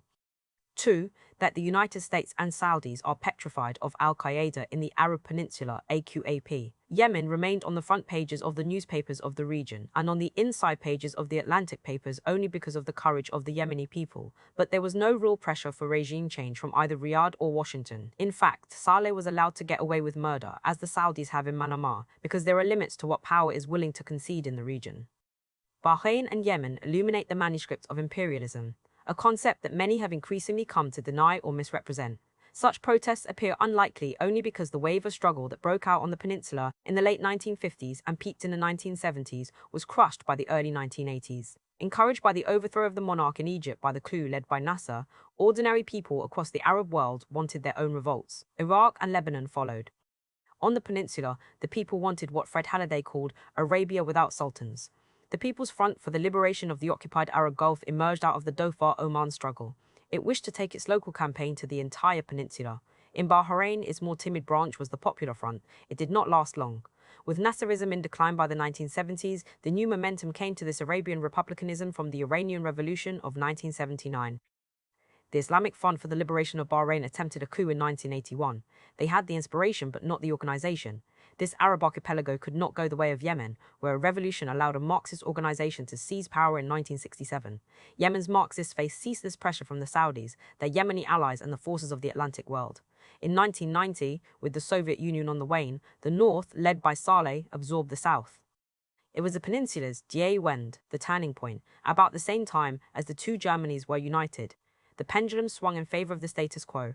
Rumbles have been heard in Saudi Arabia itself over the years. Liberals and Islamists held the center of the opposition to the regime. The former were constrained by threats and material advances, while if the latter were not susceptible to bribes, they were sent off to do jihad elsewhere or to contemplate their errors in prison and re-education camps. One has to only look at the kleptocracy that goes by the name Al Saud Inc. to understand the frustrations of the people. Each of the major royals gets a monthly bursary of $270,000 while minor royals get $800 per month, with a bonus of $3 million at marriage and at the construction of a palace. Of the total Saudi budget of $40 billion, $2 billion goes to the core of the Al Saud family itself, who are, the US Embassy in Riyadh complained, more adept at squandering than accumulating wealth. Popular revulsion against this kind of expenditure is quite general. As Egypt rumbled, the regime put into place its typical maneuvers. Preemptive arrests removed some of the typical culprits. Interior Minister Prince Nayef bin Abdulaziz met with Saudi newspaper editors and told them that the events in Egypt were the work of outsiders, a theme familiar to tyrants. His half-brother, the king, hastily opened the family's treasury and disbursed 36 billion to quell the economic worries. The official opposition formed a platform of unity. It included the Islamic Ummah Party, led by 10 well-regarded clerics, the National Declaration of Reform, led by Mohammed Saeed Tayyib al-Dusturian, a lawyers' movement led by Prince Talal bin Abdulaziz, and a host of reform websites such as Dawlati Info and SaudiReform.com. The Islamic Ummah Party's Abdulaziz Mohammed al-Wahabi told the Christian Science Monitor, "We think the royal family is not the only one who has the right to be leader of the country. WE should treat the royal family like any other group. No special treatment." This was heresy. A Facebook group called for a Days of Rage protest on March 11. On March 2, one administrator of the site, Faisal Ahmed Abdul Ahadwaz, was killed. The Saudi National Guard was busy with sharp and barely reported upon repression. The days were anemic in the western cities but stronger in the eastern provinces. There, the population are much more restive, feeling the bite of social oppression. They are largely Shia in an aggressively Sunni state, and of social exploitation. The economic climate has been very rough over the past few years. Cleverly, the governor of the province, Prince Mohammed bin Fahd bin Abdul Aziz Al Saud, met with the dissident leadership, released a few prisoners, and spread the king's largesse around. It was enough to keep things in check. The only threats on the peninsula that remained were in Yemen and Bahrain. In October, the hardline interior minister Prince Nayef became the crown prince. He is now heir to the Saudi throne. The pillar is strengthened by his iron fist, Yemen. "We have a problem called Yemen," Saudi Prince Mohammed bin Nayef, Assistant Minister of the Interior to U.S. Ambassador Richard Holbrooke, May 16, 2009. Events in Yemen escalated faster than anyone could have assumed. In January, street protests opened up the Yemeni struggle in the capital, Sana'a. Quickly, protests moved to the south of the country, long an incubator for rebellion, with the cities of Aden and Taiz in ferment. The economic crisis provided the early slogans, but these morphed quickly into the reason for unemployment and distress, the political autocracy that smothered the ability of the people to identify their own policies for their country. Within weeks, the demand mimicked that in Tunisia and Egypt, with the very large crowds now calling for the ouster of President Saleh. Opposition leader Tawakkol Karman, head of the Women Journalists Without Chains, called for days of rage. Karman and her fellows have held a weekly protest every Tuesday since 2007. They are part of a movement that wishes to change the political dispensation in Yemen, where Saleh has ruled since 1978, 1 year more than Mubarak. The combination of dictatorship, corruption, poverty, and unemployment has created this revolution, she pointed out. She and her group of people had been prepared, and as the popular anger came out onto the streets in 2011, they tried to offer leadership. It's like a volcano. Injustice and corruption are exploding while opportunities for a good life are coming to an end. Karman feared that Saleh's constitutional amendments had converted Yemen into a virtual monarchy. Under pressure, Saleh said he would not seek re-election in 2013. That was a ploy that Mubarak had used. It was already worthless to an enthusiastic population. 20,000 people flooded Tahrir Change Square in Sana'a on February 3rd. The Common Front, a political alliance that included the main opposition parties, such as Islamist-leaning Al-Islah and the Yemeni Socialist Party, which was the former ruling party in South Yemen, threw their lot with the protesters. They called for regime change and were met with tear gas and live ammunition. Mediation between the opposition and Saleh came to nothing. The tide began to turn in late February, when most of the major tribal heads threw their lot in with the opposition. Sheikh Hussein bin Abdullah Al-Ammar, the head of the Hashid Tribal Confederation, resigned from the government in protest at the repression. His act was welcomed by the Bakil, whose leadership also made similar remarks. Sheikh Al-Ammar is the brother of Hamid Al-Ammar, a leader of the Islamist Al-Islah Party, one of the main groups in the Joint Meeting Party, the opposition coalition, where Al-Islah commands about 40% of the seats. The Hashid defection threatened Saleh's control over the army, as the loyalty of General Ali Mushin al-Ammar, in charge of the Northwest Division, was no longer certain. He would soon defect to the opposition. Mushin al-Ammar had a reason to fear and despise his old comrade, Saleh. In 2009, it is rumored that Saleh colluded with the Saudis to kill Mushin al-Ammar during his wars against the Zaydi Houthi rebels. Saleh apparently gave the Saudis the coordinates of al-Ammar, but their air force failed to get him. It is also alleged that Saleh wanted to remove al-Ammar, the only credible force preventing the transition of power from Saleh to his son, Ahmed Ail al-Ahmad's defection to the opposition was credible. Saleh recognized the signs. He called for a national reconciliation government. This was denied. Then Saleh refused a proposal for a peaceful transition. Deaths continued as the security services routinely opened fire on the population, 45 shot dead in Sana'a on March 18. The tribal armies entered the cities, confronted by the security services and national army. Saleh wanted to blame them for the instability, but Amal al-Bashar, head of the Arab Council for Human Rights, would have none of it. He is the one who committed crimes and violated the law in the first place. He is the one who broke the constitution and dragged the country into violence. He is the one who practiced state terrorism. By the end of March, the government lost control of a third of the country.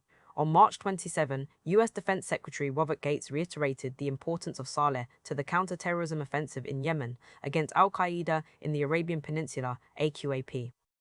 If the government collapses, Gates told ABC television, or is replaced by one that is dramatically more weak, then I think we'd face some additional challenges out of Yemen. There's no question about it.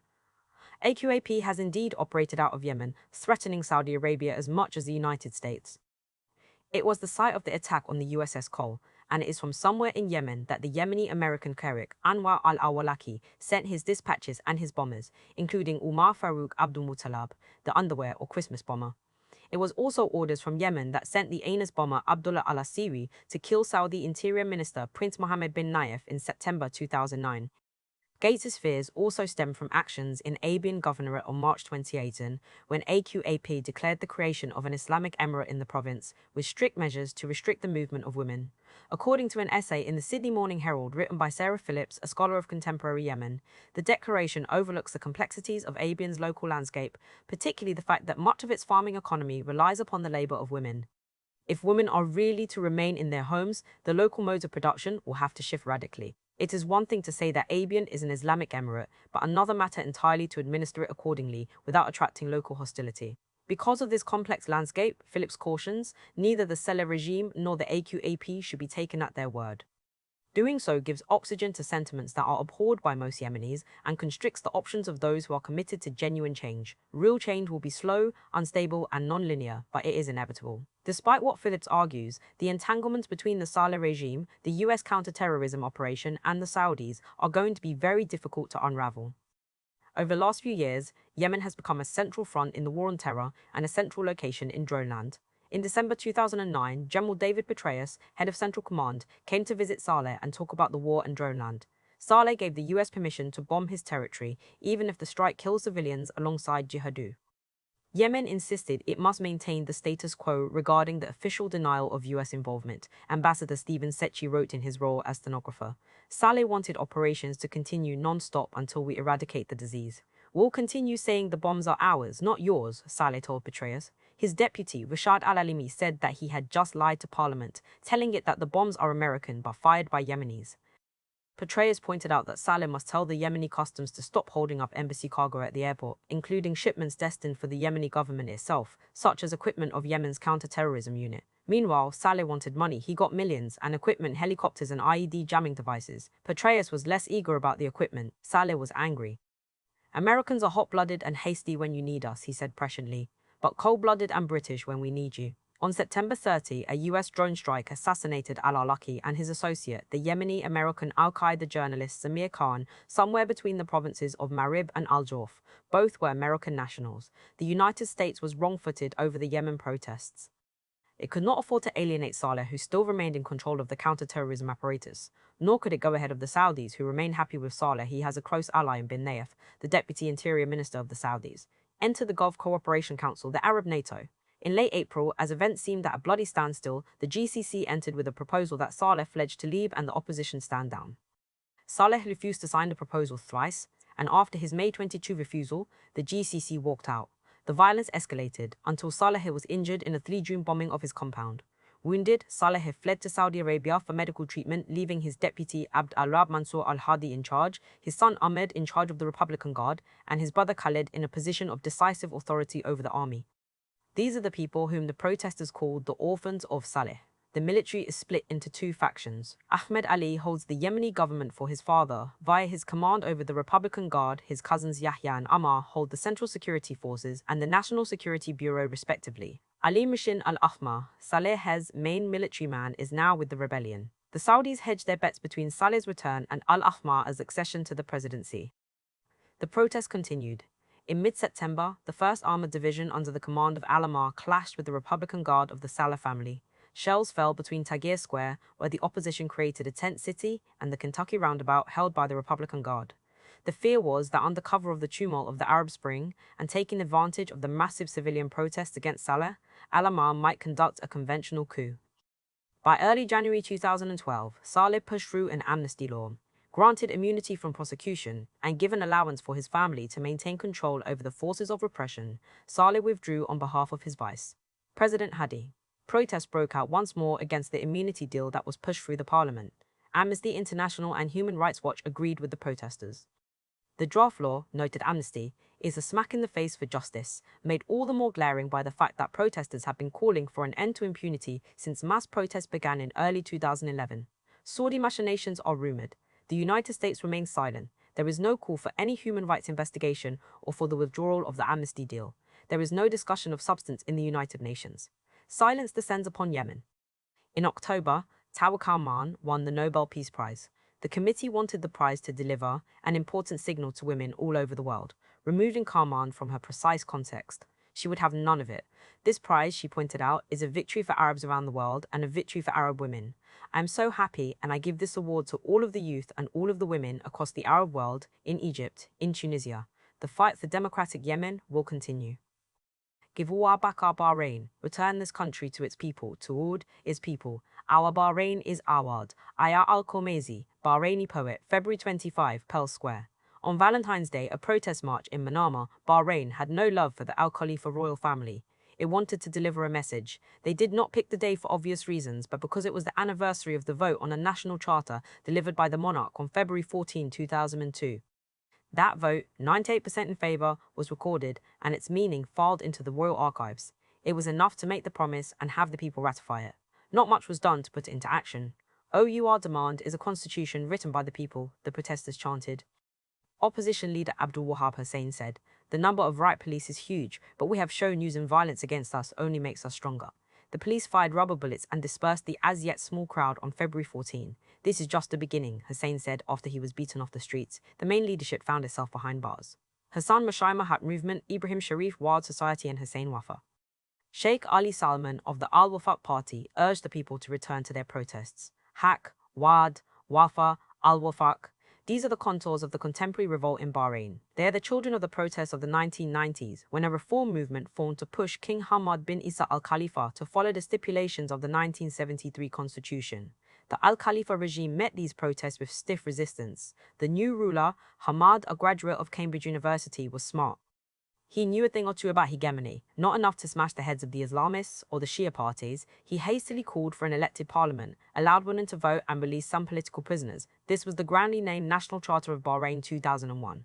It was enough to please Washington, where the liberal internationalists smiled to hear of these paper reforms, and where the oil companies nodded their heads sagely, for they do not like disturbances to their business. Nothing like stability that looks like democracy. The Egyptian virus of 2011, however, overcame the facade of democracy erected by Hamad. Protests returned, and on February 19, large numbers came and occupied Pearl Square in Manama. On February 23, a young poet, Aya al-Khomezi, read out her impassioned poem for Bahrain. "Our Bahrain is ours," she bravely intoned. She was arrested and jailed, one of many to taste the hospitality of the Al-Khalifa family's considerable prisons. Bahrain's phony veneer of a progressive, liberal form of rule has been crushed before the world, said Ali Jawad, a member of the Ahlul Bayt Islamic Mission. The regime went after doctors and hospitals, such as Dr. Sadek Abdullah at the Salmaniya Medical Center, where victims of the repression were being treated, and the state arrested human rights lawyers, such as Mohammed Al-Taja, who were representing the grievances from below. The contagion was not only political, it was also, and perhaps decisively, economic. Bahrain relies upon oil for its wealth. Oil money spawned real estate speculation, the Dubai model. The beneficiaries of this process have been the royal family and a crony clique. In 2009, US-based Occidental Petroleum, UAE-based Mubadala Development, and the National Oil and Gas Authority of Bahrain formed the Tatweer petroleum firm to secure about 20 billion as investment toward doubling Bahrain's oil and natural gas production. It is an ambitious plan. Bahrain's oil was discovered in 1932, and by 1934 it was the first country to export its oil to Europe. A British protectorate against the Ottoman Empire, Bahrain provided oil and protection for the sea lanes from powers that sought to rival British dominion over the Indian Ocean. In December 1934, a group of educated Bahrainis drafted a petition to their titular ruler, Sheikh Hamad bin Isa al Khalifa, who answered to Sir Charles Dalrymple Belgrave, who fashioned himself as Belgrave of Bahrain. No real reforms were forthcoming, and so in 1938, Shia and Sunni leaders, educated merchants and intellectuals joined with the oil workers who went on strike to call for an elected legislature and the other trappings of democracy, including legal trade unions. They were crushed. Their leaders were sent to India. A second revolt, this time helped along by Nasserism between 1954 and 1956, was equally beaten back. Its leaders were sent to the cell in St. Helena that once housed Napoleon. There was little of religion in these movements from below. They wanted a better share of the oil profits and respect. Independence from Britain in 1971 was greeted by a new struggle for constitutionalism. The Al-Khalifa ruler went to visit the leading Shia cleric, Ayatollah Mohsin al-Hakim, in his base in Najaf, Iraq, to urge him to moderate the Shia demands. It was in the interest of the Al-Khalifas to color the demands from below as sectarian. A toothless constitutionalism was set up. Frustration with the pace of reform was heightened after the Iranian Revolution, and the older Akbari Shia traditions found themselves marginalized by the more aggressive political Shiism that emanated from Qom, Iran. Sheikh Ali Salman, the current head of the Al-Wafaq party, comes from this latter tradition, schooled in King Saud University chemistry, and then in the famous Al-Hawza al-Arabiya in Qom. He was there during the First Gulf War. A renewed constitutional attempt in the early 1990s was once more crushed, and Ali Salman had to leave Bahrain. It set the stage for the king's new constitution of 2002 that made the king truly sovereign and the various bodies purely advisory. The Shia leader of the time, Sheikh Abdul Amir al-Jamal, said of it, "This is not the type of parliament we had demanded." Al-Jamal died in 2006, leaving the field to Sheikh Isa Ahmed Qasim and his protege Ali Salman. The vast mass, mainly Shia, are enraged that Bahrain's wealth has had almost no social outlet. Afraid of the Shia population, the monarch imported 50,000 foreign workers to reconfigure the demographic landscape. This Bahrainization policy was a smokescreen to pit the local labor against the foreign labor. It has not worked. To top it off, an outcome of the credit crunch since 2007 has been the Bahrain government's proposal to cut subsidies of food and fuel. These cuts had to be hastily withdrawn because of popular anger. Young people are at the forefront of the revolts because they have the most to lose from the austerity cuts and from the policies that mortgage their futures. Money is the oil that lubricates the counter-revolution. The Saudi royal family threw out its billions. The Gulf Cooperation Council decided to turn over 20 billion to the beleaguered monarchies of Bahrain and Oman. Recycled cabinets are not enough for this popular upsurge, and the bullets fired into the crowd have failed to have the required pedagogical effect. The people will not stop their obligation to democracy. Money was effective, but not enough for many who wanted regular access to the fruits of their labor, not charity to quell disquiet. The emirs stoked the fires of the Shia revival. Their response to the Pearl Square protest was to inaugurate what Nabil Rajab of the Bahrain Center for Human Rights calls a campaign for sectarian cleansing. Shia areas and mosques became targets, even as the ordinary population refused to be drawn into the masquerade or sectarianism. They are not alone. U.S. Defense Secretary Robert Gates left a testy meeting with King Abdullah of Saudi Arabia in early April with his talking points reaffirmed. "We already have evidence that the Iranians are trying to exploit the situation in Bahrain," he said. "And we also have evidence that they are talking about what they can do to try and create problems elsewhere as well." That elsewhere was probably the eastern province of Saudi, the area that gives nightmares to the residents of Yamama Palace in Riyadh. The Bahana, the indigenous Shia of Bahrain, have a political party, the Al-Wifaq, that certainly speaks for the Shia, working class and middle class who feel a great sense of alienation from Bahrain's institutions. However, this alienation was not always so. In other words, it is not a sectarian alienation whose roots might be found in the 8th century. Rather, the Shia distress in Bahrain has modern roots, even if these are refracted through older lineages. It is an alienation from oil more than a theological dispute against the Sunnis. The Al-Wafaq party has its spiritual roots, no doubt, but its social base grows out of grievances that have a much more mundane foundation. Whatever their temperament, the Wafaq party led by Ali Salman is not in a position to create the Vilayat-e-Faqih, the guardianship of the clerics. In collaboration with 6 other parties, it had made a reasonable demand that the current government resign and that a new transition government, whose hands have not been stained with the blood of the martyrs, help pave the way for the transition to real reforms. They point to housing and income, to corruption and monarchical excess as their spurs. Also here is talk of discrimination and the exclusion of competent national talent. The party is backed by the clerics of Bahrain. This association leads Al Wafat to often take very peculiar positions against the hanging of underwear in the University of Bahrain and for segregated housing between Bahraini nationals and South Asian contract workers. The party does, however, command the loyalty of a very large number of people, a fact admitted by US Ambassador Adam Areli on September 4, 2008 in a dispatch to Washington.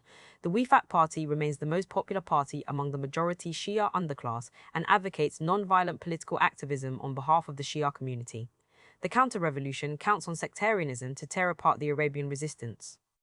During Israel's war on Lebanon in 2006 and the Shia-Sunni conflict in Iraq, the establishment Sunni clerics in Saudi Arabia went on an anti-Shia rampage. Clerics such as Safar al-Hawali and Nasir al-Umar preached exclusively through an anti-Shia lens. Abdul Rahman al-Barak produced a fatwa in December 2006 that declared the Shia to be takfir, enemies of the Sunnis. In the last months of 2006, Toby Jones notes in the International Journal of Middle East Studied, the security forces arrested Shias from Qatif and the surrounding areas reportedly for supporting Hezbollah. 10 years before, in Bahrain, the Minister for Justice and Islamic Affairs, Sheikh Abdullah bin Khalid al-Khalifa, threatened some Islamic movements for taking an extremist path and so allowed his security agencies to take the violent path against them, mainly Shia. It was a convenient way to pollute the waters of grievance. In 1845, a British official watched unrest take hold in Bahrain. He wrote, "Numbers of the principal and most wealthy inhabitants, to avoid the effects of increased anarchy and confusion, fled upon the commencement of actual hostilities to Kuwait on the Arabian and to Linga and other places on the Persian coast, where they have since temporarily located themselves, in order to watch the course of events and return with the first signs of peace and established government and consequent security to life and property." The forces of counter-revolution in 2011 similarly watched and waited for its agents to do its work for it. It too wants to preserve life and property, but not those of the masses, only its own life and its own property. It counts on its allies in the north to bring the cavalry if things turn dire. The Pearl Square protest sent a shiver through the Washington establishment for two reasons. Firstly, the archipelago on the eastern flank of the Arabian Peninsula is home to the US Navy's Fifth Fleet.